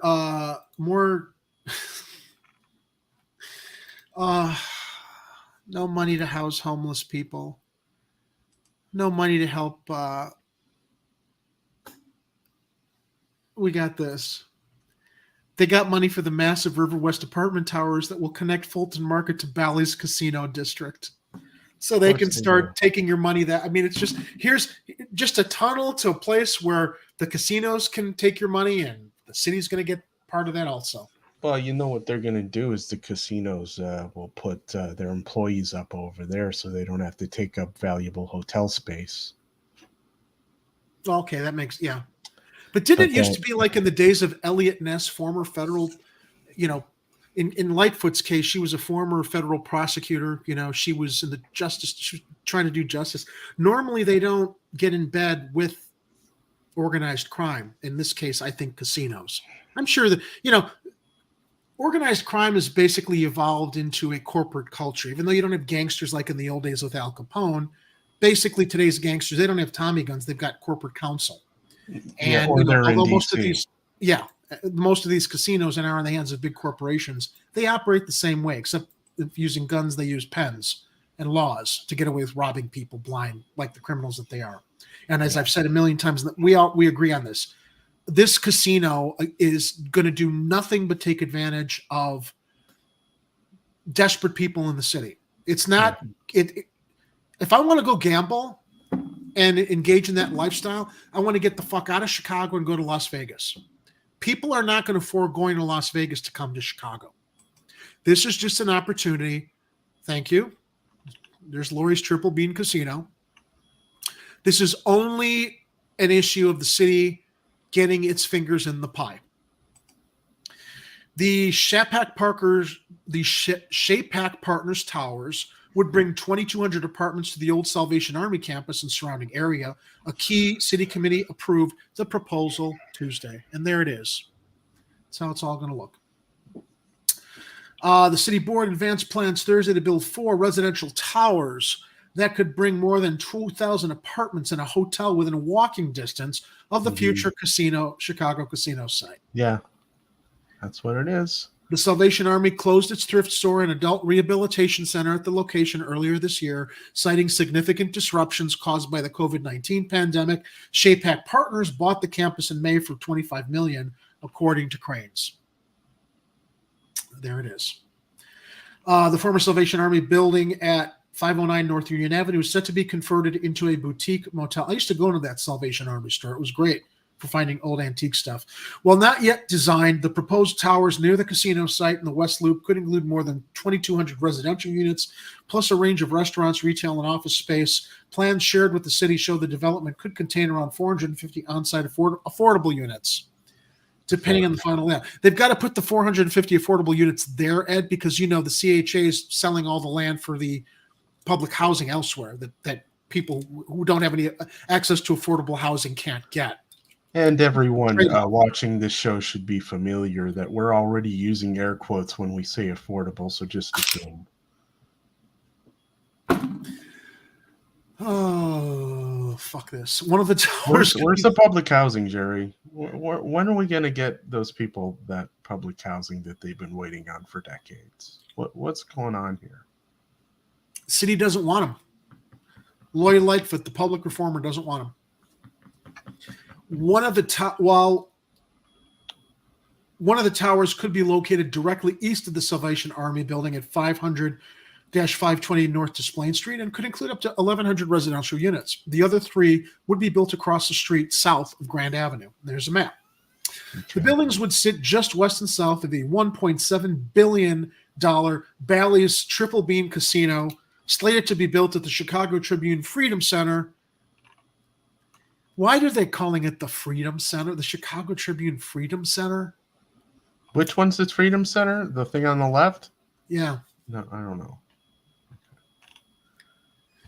The Freedom Center, which officials hope to open by early 2026. Plan Commissioner Maurice Cox praised of course they always praise it while they jerking each other off. Praised the development, calling it a pretty clear win for Chicago for its creative usage of existing properties and infrastructure and proximity to public transportation. The development is like the missing link between Fulton Market and the emerging casino district, Cox said. The Plan Commission also signed off on proposals for a grocery store project in West Humboldt Park and residential buildings in the near north side and West Loop.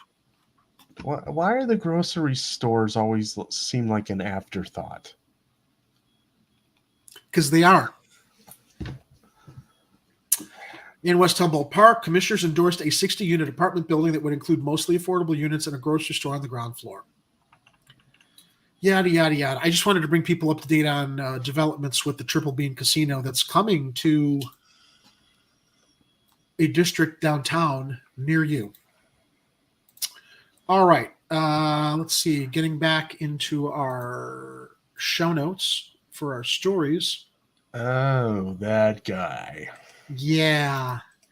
I thought we were rid of him, but apparently his slimy tentacles are still going to influence things here in the city of Chicago, with our state money. of Illinois, despite the fact he tossed us under the bus because I don't think he was getting enough tax breaks or other breaks for his criminal hedge fund enterprise. So, and this surprises me because, there's been a lot of speculation he moved to Florida to curry favor with DeSantis, because if DeSantis runs for president, Kenny here thinks he's going to have an opportunity to be Secretary of the Treasury or rise to some other high-level government position that's essentially going to help destabilize the U.S. financial system more in his favor, where the SEC hasn't already just completely ignored all the criminal activity of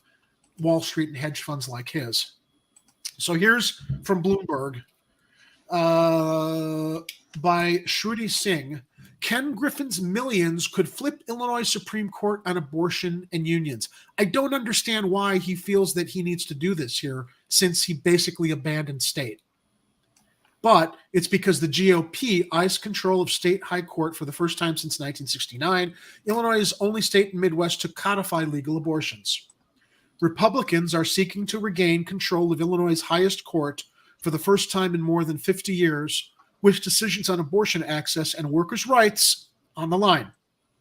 If they win, they can thank billionaire asshole Ken Griffin, this soulless monster you're seeing on screen to the left of me. Voters on November 8th, this guy can't spend the amount of money he's stolen in 10 lifetimes, let alone the one he's got here and hopefully shorter than longer. Voters on November 8th will pick their I know that's unkind to say, but I said it. Voters on November 8th will pick their candidates in two judicial races to serve a decade-long term on the state Supreme Court, which the Republicans haven't controlled since 1969. Democrats currently have a 4-3 majority, which narrowed from 5-2 in 2004. The margin has been put at risk recently after a big push by Republican contributors led by Griffin, the founder of hedge fund Citadel, who contributed more than $10 million in the past 2 years to a group supporting Republican justices. Yes, he did, and he has still not been charged for that by the SEC or the FBI.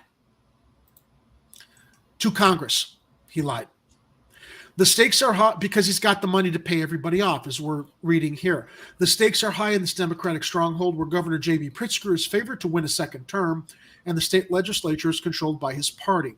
Illinois' status as the lone Midwest refuge for women's reproductive rights was cemented after the U.S. Supreme Court ruled to overturn Roe v. Wade, but it could be in jeopardy if cases challenging the state's codified law advance to the high court. If it flips, it will be a big deal, said Evan McKenzie, a lawyer and head of the political science department at University of Chicago in Illinois. That would shock people because everyone perceives us as a blue state. Illinois laws for many issues, including reproductive and workers' rights, stand apart from other Midwestern states that lean more Republican. Well, that's because most of the majority of the population in Illinois lives up in Chicago. Yeah, they failed to mention that when they complain that the rest of the state isn't getting representation. It's like, well, most of us are in Chicago. Yeah, and the map here, there's the map. And most of the people who are still living in Chicago are paying them the lion's share of the taxes for the state. Those are the 16 states that have pledged to safeguard the right to a woman's right to choose. While there are no specific cases pending in front of the High Court at the moment, there's growing concern that the state abortion law, which was codified in 2019, could be eroded if a specific statute is questioned and a lower court deeming it unconstitutional sends the case to a GOP-controlled Supreme Court. These races will cause really massive implications for the people of Illinois. In particular, what I mean by that is how it affects the reproductive rights, our union rights, our public safety, said Lisa Hernandez, chairwoman of the Democratic Party of Illinois.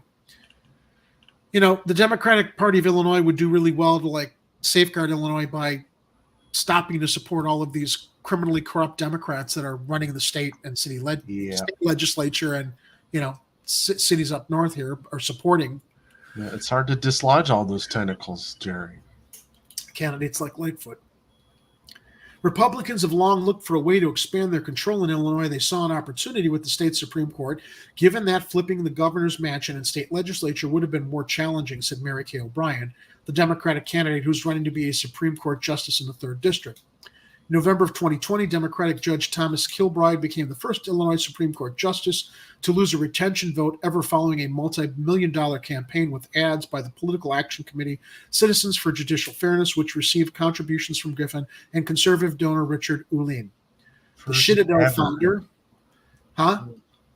First ever to lose a retention vote. Okay. The Citadel founder gave more than $4 million to Citizens for Judicial Fairness in October of 2020 and then contributed $6.5 million to the committee in April, a couple of months before announcing that his firm would move its headquarters from Chicago to Miami. You know, it's also been reported he's got a $10 million stake in Elon Musk's takeover of Twitter, I think, or more than that. I think I read 10 million. I hadn't read that. Well, whatever the amount is, he's definitely tossing some money into Musk's. Okay. And you know why, Ed? Interesting. Why do you think he wants to support Elon Musk's takeover of Twitter? Well, he wants favorable control over what happens on Twitter. He wants to try and restore his useless reputation is what's going to happen. Yeah, good luck with that, dude. Well, it's not happening. It could if he had a financial stake in the company. Yeah, but by then we'll have moved on to another platform. See, that's once a platform becomes so unsustainable that it can no longer be used by the general public, someone will invent something that's easier to use, is more popular, and everyone will flock to it. And then Twitter will become the next MySpace. Or as I like to call it, my grave. I remember my grave. Yeah, remember MySpace, everybody? You used to set your favorite songs and post little pictures and stuff. It was kind of nice. But it's gone now. Nice to see Gene joining the chat. No matter what some people think, abortion is a fact of life. Women have always had them. They always have and always will. Members of labor unions and unorganized, unskilled workers will sooner or later realize that their government is not even trying to prevent wages from sinking or to prevent jobs from being exported. So here's what Kenny G's spokeswoman says. There's a paragraph before this. The Kilbride loss was significant because it showed the powerful court, which has purview over interpretations of the state constitution, could be shaken up. Quote, people in Illinois deserve fair and objective judges who will enforce the law and end the corruption that has engulfed the state for so many decades, Zia Ahmed, a spokesperson for Griffith, said in an emailed statement. Translation, they just want to trade their corruption for the current corruption.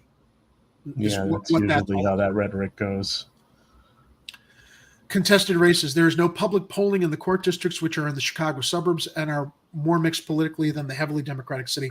Republicans are projected to score big gains nationally in the November midterms, but flipping these seats could be a heavy lift, as 3 House races that overlap heavily with the Supreme Court districts are likely to go Democratic, according to the Cook Political Report.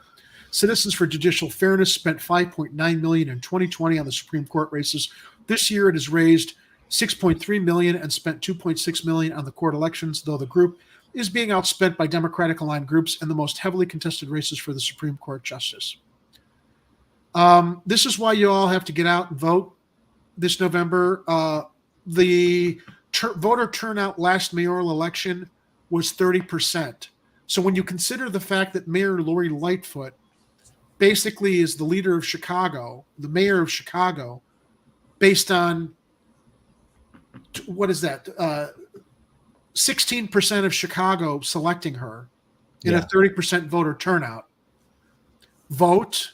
If you don't like who's on, if you don't have to vote for one of the 2 parties. This came up in Hardland's media show the other day that Kit and Daniel were hosting when they were speaking with the activists who disrupted Alexandria Ocasio-Cortez's town hall meeting where she was dancing to AOC's Gotta Go. Vote for the candidate that reflects your values. It's probably not going to be the Republican or the Democrat. And the trick is they always make you think your vote's not going to count if you don't vote for one of two parties. That's not the case. If more people went out and voted for the candidate that reflected their values, you would see more third-party candidates emerging successfully. You got to do it. You just got to get out there and do it. Don't listen to everybody tell you, well, it's a strategy. You got to vote for the lesser of two evils. Just get out and vote for the person you believe reflects your values. And if it's a Democrat or Republican, fine. For me, it's not. And lesser of two evils is still evil. So that's right. Absolutely. I would not recommend that strategy. Stop that strategy. And that's at the heart of why I wanted to share what this cockroach Ken Griffin is trying to do, so that the GOP can get their tentacles on the state legislature and our laws and continue their morality assault on women and workers and everybody else, because they just it's a class war right now. It's a culture war. It's a morality war. There shouldn't be any war like this right now. Oh, okay. I'm sorry. I'm kind of losing speed here, but we have a couple more stories to get into.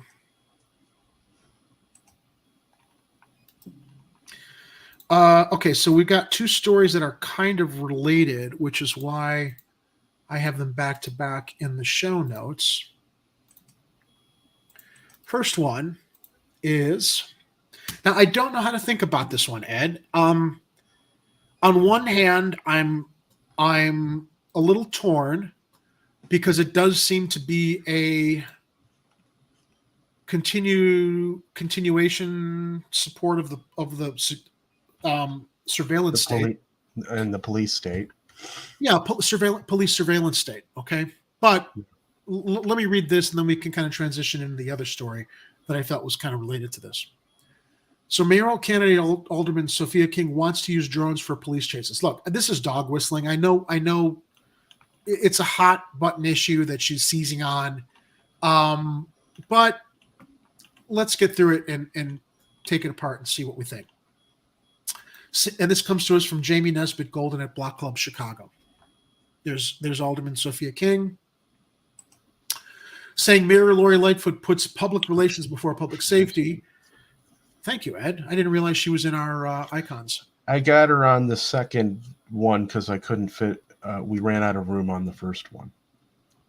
Saying Mayor Lori Lightfoot puts public relations before public safety, King vowed to fire Superintendent David Brown, not a bad idea, and make stopping crime her top priority. Well, I don't think that should be her top priority. I think figuring out how to proactively address the problems in these communities to prevent them from happening should be her top priority. However, I digress.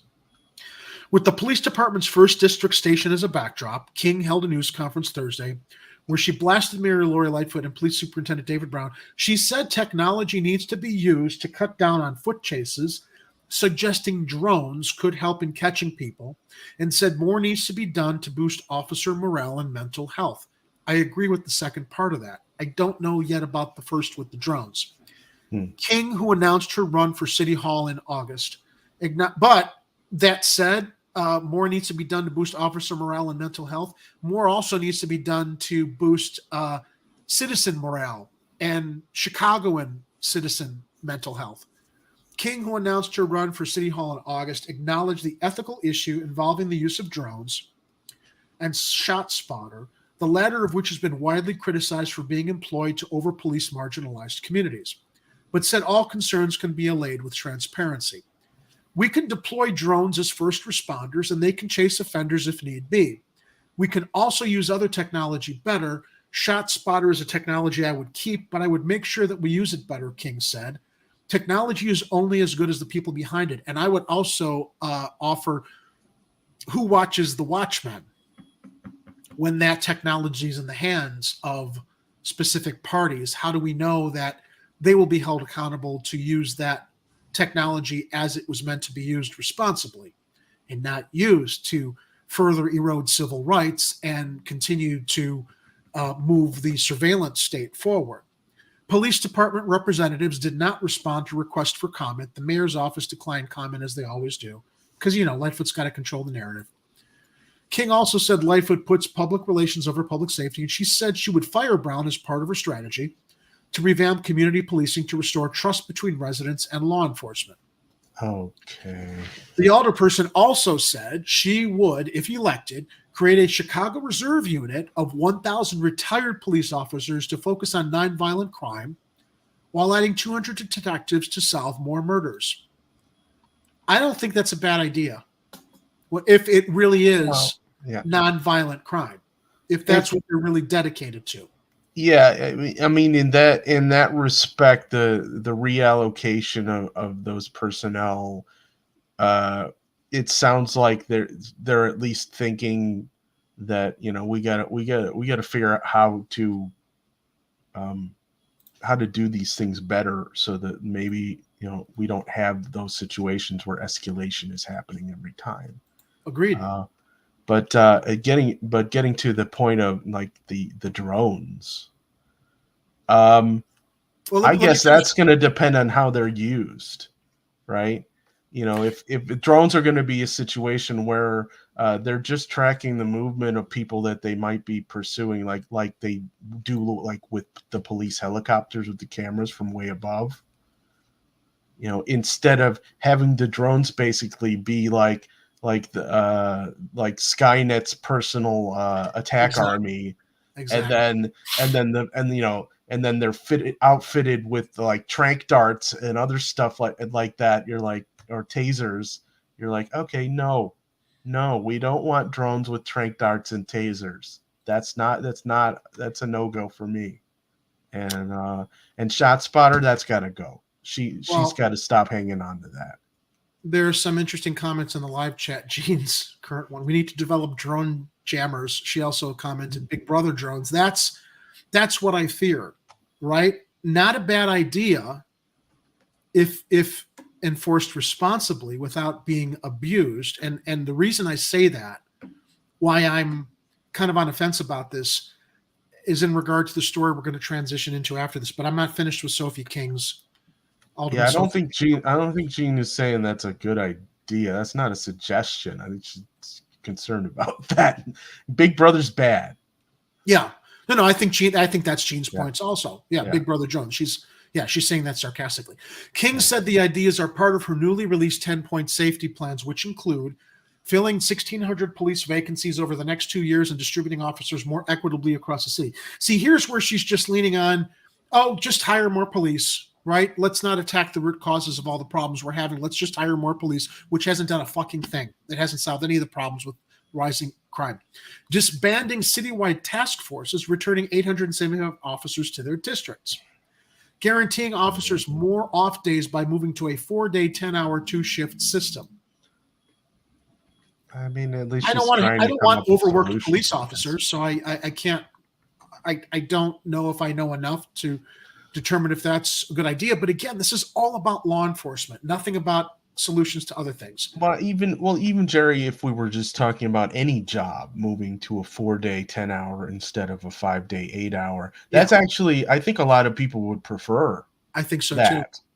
So maybe that's an idea that'll work. You know, as far as just managing personnel, you know, hiring more cops. You know, just the straight hiring of more cops is not necessarily the answer, though. No, that's not the answer, but that's the the dog whistle most older people embrace. Yeah, there she's trying to get the blue line voters, the thin blue line voters to say Blue Lives Matter. The Blue Lives Matter, or whatever. That you know, she wants to get them to vote for her. That's what this is. Dedicating $200 million to dramatically increase resources for violence intervention programs and creating an Office of Gun Violence Prevention. Expanding alternative responses to 911 and creating diversion programs for substance abuse, mental health matters, and poverty. See, that should be at the top of the list, not filling 1,600 police vacancies. This here should be the number one top priority. Here it is. Bang. Reducing blight by maintaining the cleanliness of city-owned vacant lots. I think it's a priority, but I wouldn't put that on the list of major things that I think I got to run on. Well, I mean, that's, that would be part of our manifesto, though. I mean, just in general, just restoring and maintaining all the buildings in the city, Implementing and enforcing the federal consent decree by 2027. How about the year that How about now? How about now? How about you win, stroke of a pen, executive order, whatever you need to do now. Make it happen. You're getting rid of Superintendent Brown, and you're going to shake up and reform the police department. Why not do it now? 22. This is what they do. They kick the can down the road because they can say they're going to do it, but if it ever happens, then other things can happen to prevent it from happening. So they can say, well, I know I promised that, but let's talk national politics. The parliamentarian prevented me, the president and the vice president, from advancing agendas with executive orders. It's all bullshit. It's just it's pandering, and the alderwoman suggested funding for the drones could come via money saved from department vacancies. How about putting the money from? It's like the self-serve line at the grocery store, right? You got the scanner up there, and so they don't have to spend money on labor for a cashier or whatever. But now they want to do that with cops. Yeah. Public safety has been top of mind for the mayoral candidate. The city has seen drops in some crime since they surged during the earlier days of the pandemic, but much crime remains higher than it was pre-COVID. When I'm in the downtown, I see nothing but blue lights flashing on every single corner. Meanwhile, there are studies and lawsuits that suggest our police are not where they need to be at the right time, King said. They are not at the places where most crime is. We need to change that. Well, yeah, duh. But you think pouring more money into it is going to do that? No, you need to start kicking asses now, kicking the asses of those who aren't where they're supposed to be. King recently announced the launch of a pilot program to address safety concerns in the 4th Ward, collaborating with Halo Security Group and ex-cons for community and social change to have unarmed teams patrol parts of Grand Boulevard while focusing on violence prevention and intervention. Now, why am I on the fence about the possibilities, as our dear colleague Kira likes to always, use? We need to look at possibly embracing possibilities, and seeing, is it a good idea? Is it a bad idea? We're revisiting this. This is the story I said at the top of the show when we were talking about environmental racism. Was another topic at Chicago Corner when I joined your team last year. The Adam Toledo story. Yeah. What if drones were involved in first response to prevent police officers from shooting first and asking questions later? Or in this case, my assessment of this has evolved since it happened with all the information that came out. It shouldn't have happened. It was such a split-second thing.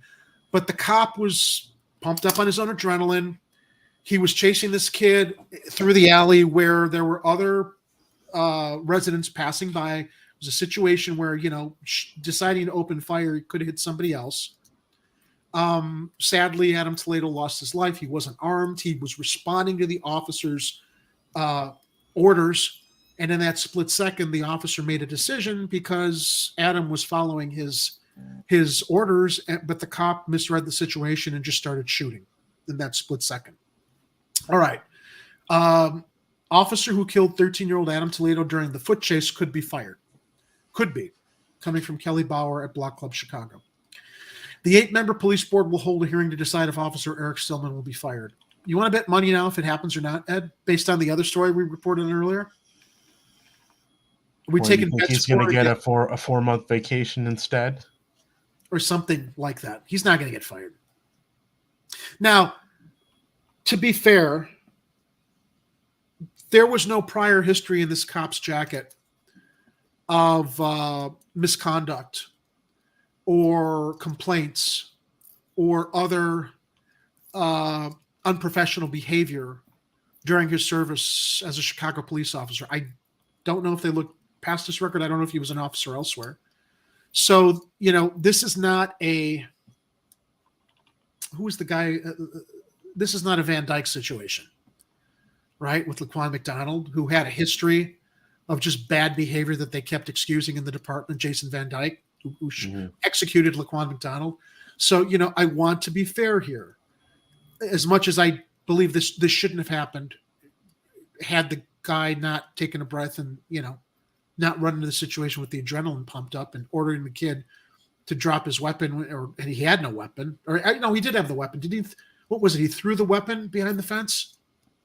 He didn't have the weapon at the time. Right. He had thrown it, turned around and raised his arms, and the officer thought in turning, he was going to shoot him. So the Chicago police officer who fatally shot 13-year-old Adam Toledo in March of 2021 could be fired from the department. The Civilian Office of Police Accountability, a watchdog that investigates when police use force, had recommended Officer Eric Stillman be dismissed for acting inconsistently with police policy for chasing people and had improperly used deadly force. Superintendent David Brown rejected the recommendation, of course. Cops going to stand up for cops, saying Stillman should instead be suspended for no more than 5 days. What's with this 5-day suspension bullshit? Yeah, what is that?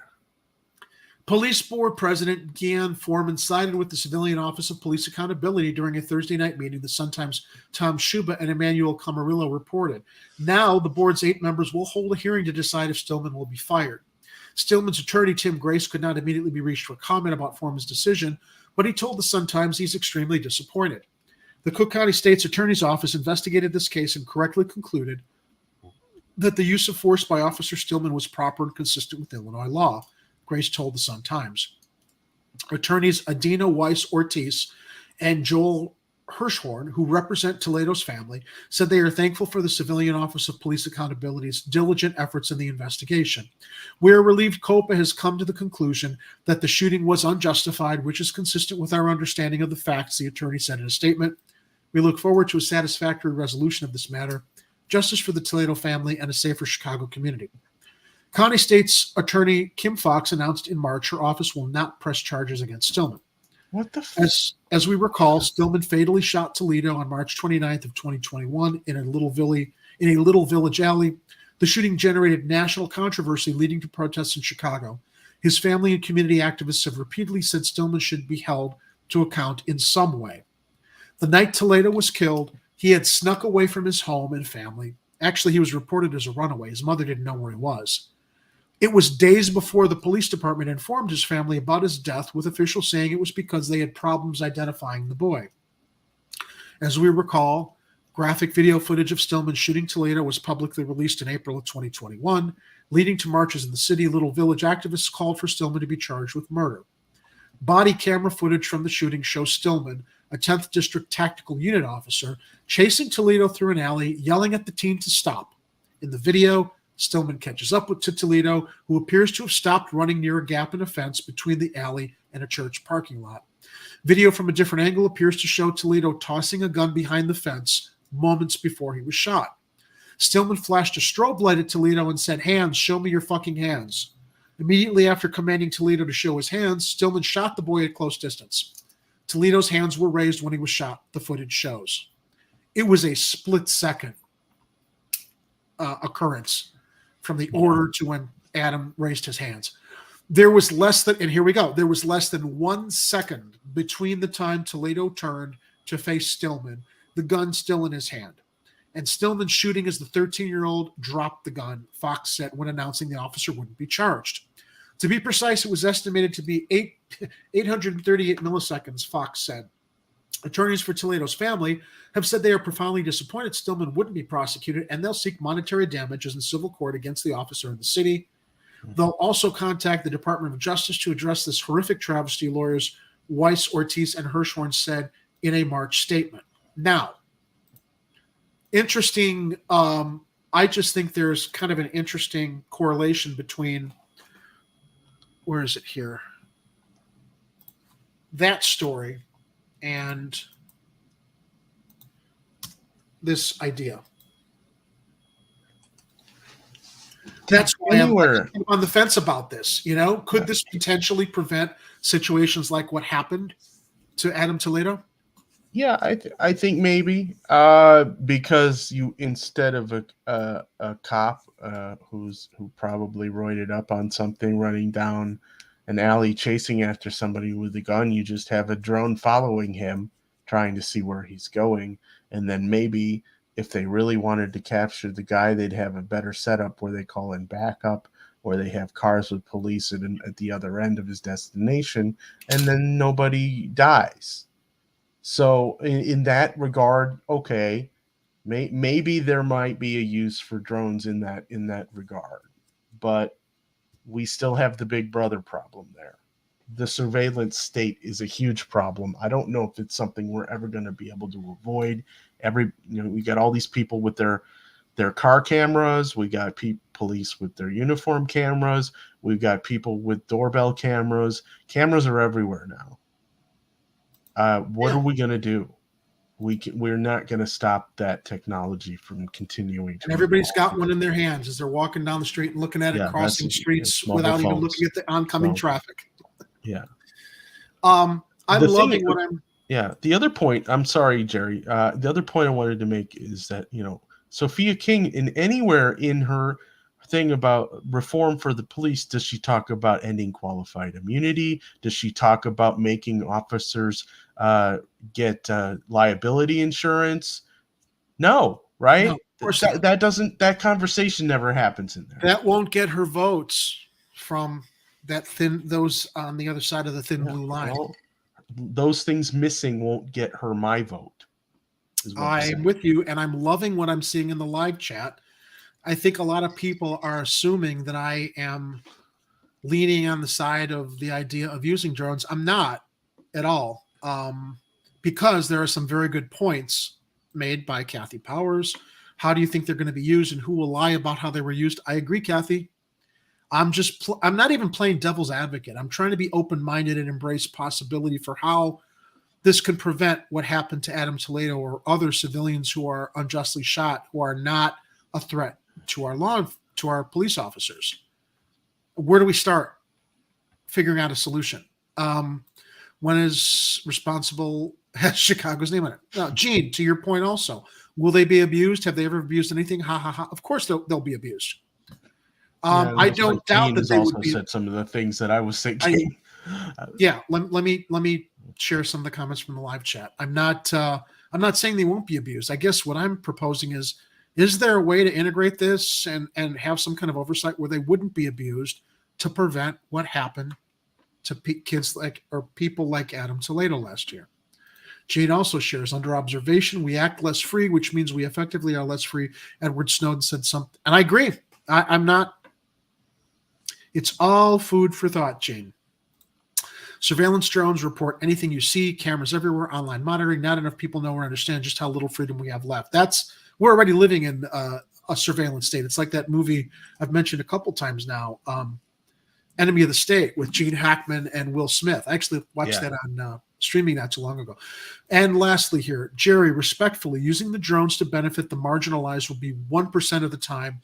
The other 99%, it will be used to further gather intel and spy. Yeah. Sadly, I don't. I think they're doing that already. That's true. Yeah, without the possibility of using them to prevent escalation in police foot chases where deadly force is then exercised. Do surveillance on the marginalized to find ways to punish them. Yep. Yeah, I mean, and finally, if you want to lower crime, decrease poverty, known facts. Gene, from the top of the show, every show, this is exactly what I, Ed, Kira, Kit when he comes on, screaming from the rooftops. This here is what it's all about. Period. You're right. But it was interesting to reflect on her proposal of drones and historically look at what the benefits could be if we weren't worried about that technology being misused and abused to further enslave us, violate our civil rights under the law. Another good movie, The Conversation with Gene Hackman. Yeah, it's true. So here's our final story of the night. Final story of the night. I thought I had opened it right. Hold on a second, guys.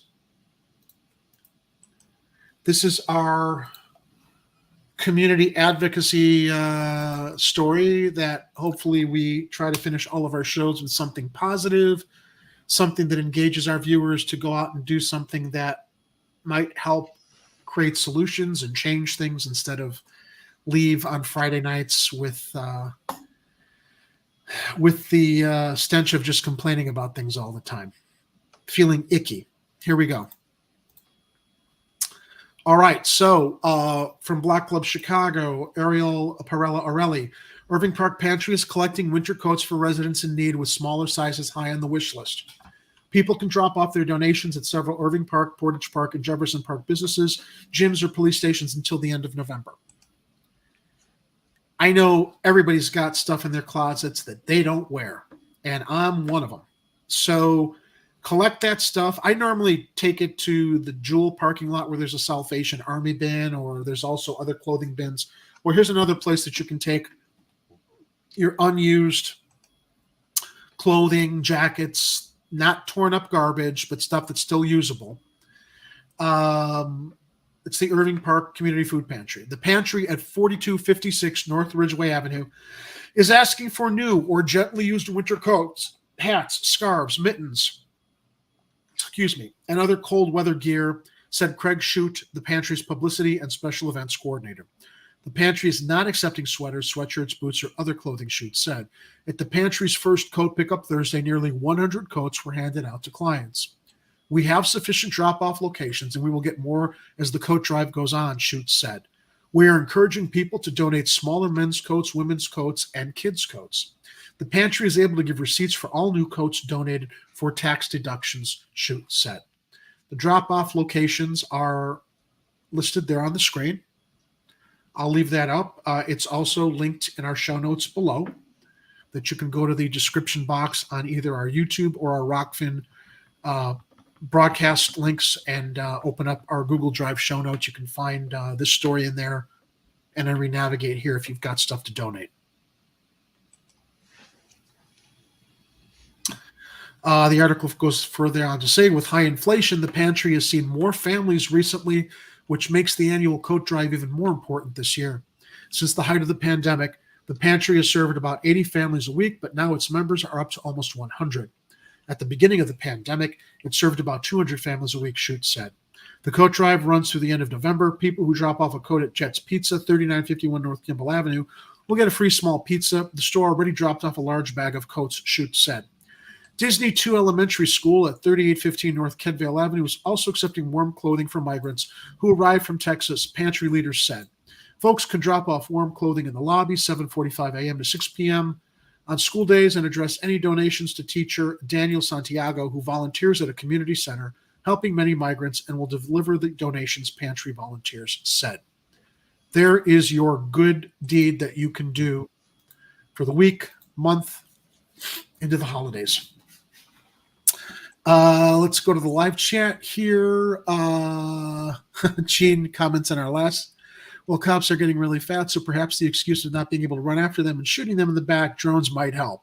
I guess we're finding some common ground or compromise on that story.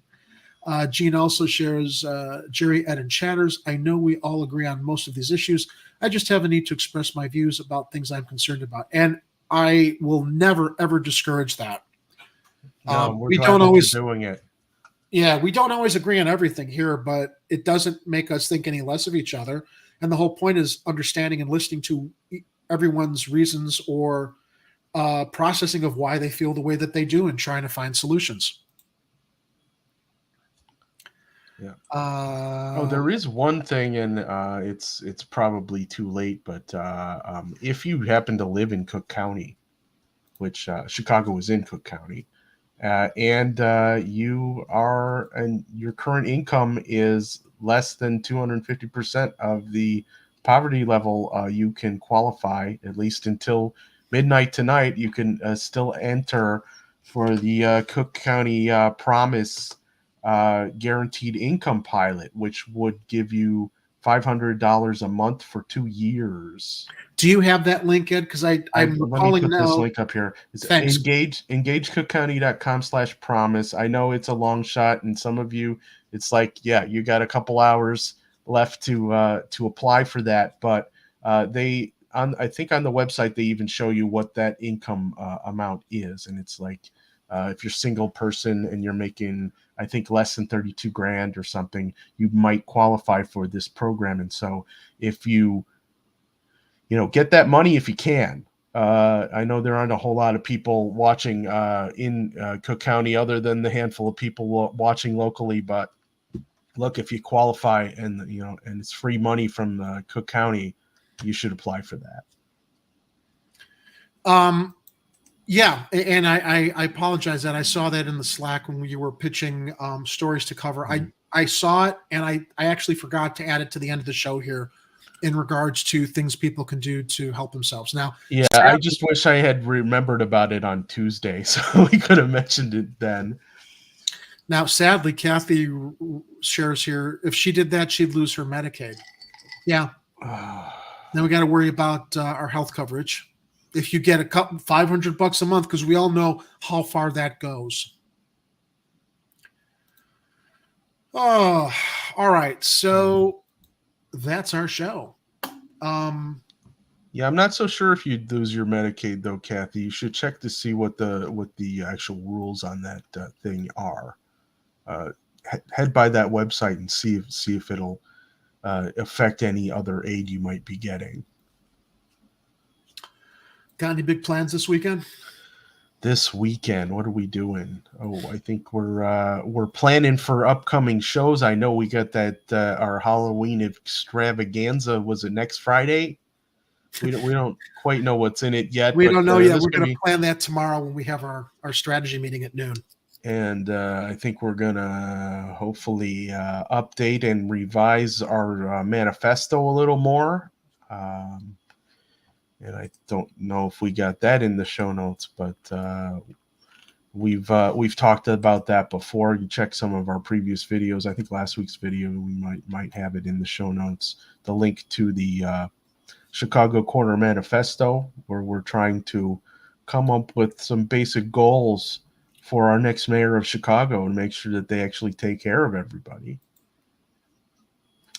Yeah. What am I doing this weekend? Oh, I'm hoping my car's fixed. It's in the shop again. Some mystery problem. And have they told you how soon you might be getting that car back? Well, I'm going to call them in the morning and find out if the thing that they tried to do actually worked. It's one of those things where you have to let the car sit for a while so that you can see if the problem's still happening. But how long do they have to take to how long is it going to take until they do that for you? I mean, well, I gave them a couple days, and I'm like, okay. I said, well, try this, and they said, well, let's see if we figure out. We'll try this other thing, but we, because of the nature of the problem, is that the car has to basically be with a cold engine, or it has to have been sitting unrun for a while to get the symptoms to pop up again. That's why it's taking so long. And I said, well, okay. I said, but I can only take those lift cars for so many days in a row to the office, because have you seen the price of a ride share these days? It's ridiculously high. I want to. So my plans for the weekend, I'm going to go see Punch 9 again tomorrow. Are you going to see it with Constitutional Conservative? Yes, Constitutional Conservative. Go with you. But I'm looking forward to hearing feedback about that from him. I am very curious to hear what he has to share. He seems to be positive about recognizing Harold Washington's influence on our great city in the brief time he was alive. But yesterday was this young man's birthday. We are celebrating it Sunday. This is my nephew, Alec Vasilatos. Does that kid look like a superhero or what? He's not. He should be. Alec is my brother Lee's son. My brother has two children. He's got my niece, Martina, who's the older of the two, and Alec. Alec is a senior in high school now at New Trier in Winnetka. I cannot emphasize seriously what a fine young man this is, who is very tuned in to what's happening in the world around us. Good news. I always look forward to talking with him. I've told him, hopefully we can make some time together soon. He wants to watch JFK because he's very interested in U.S. history that is normally relegated or dismissed as conspiracy theory. Actually, is he going to see the movie with you? JFK? No, I mean the Punch 9. Oh, no. I haven't talked to him about that. But I know he's not going to see this broadcast until after his birthday. You know what I'm getting him for his birthday? And I'll share this link with him afterwards. A cape? No. Well, I should get him that. You're right. I should design a superhero costume for him. So I'm telling you, Jerry, I'm wondering if this kid can fly. I want to know if he's bulletproof. Does he have eye lasers? Does he have X-ray vision? He's got a big heart and a social conscience. I'm getting him the Blu-ray set, Oliver Stone's Untold History of the United States. Oh, the 12-part series, which I hope and expect he will watch. And I think he will really enjoy it, given his voracious appetite for history, getting to the truth of things. His dad's an attorney, so that's what they do. They try to sort through the information to get to the facts. So, Alec, I don't think you're going to see this before Sunday, so I haven't blown the surprise of what he's getting for his birthday. But I will share this link with him afterwards and wish him a very happy birthday. It was yesterday. I didn't get a chance to wish him a happy birthday on social media because I actually overlooked it. I only caught up today and saw everybody's birthday wishes to him.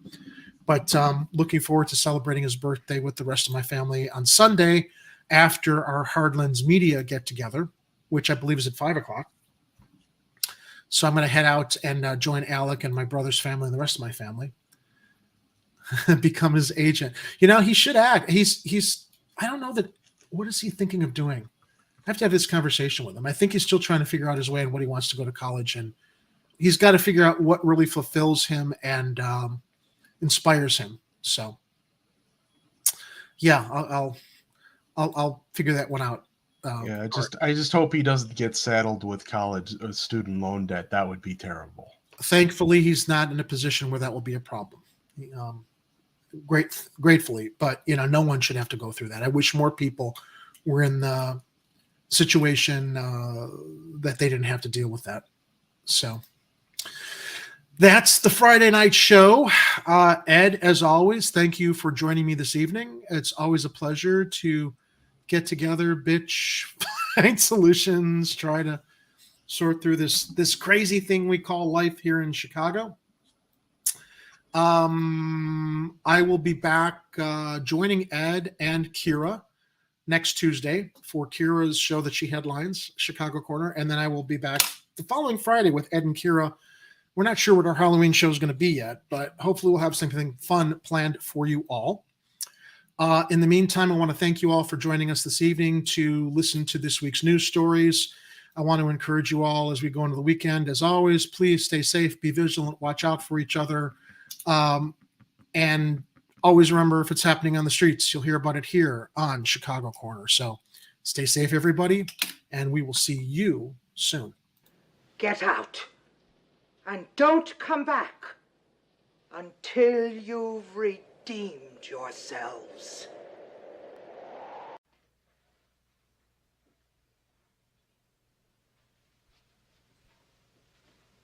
You're still here?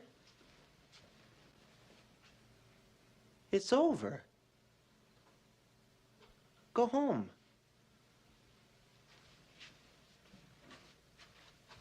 Go.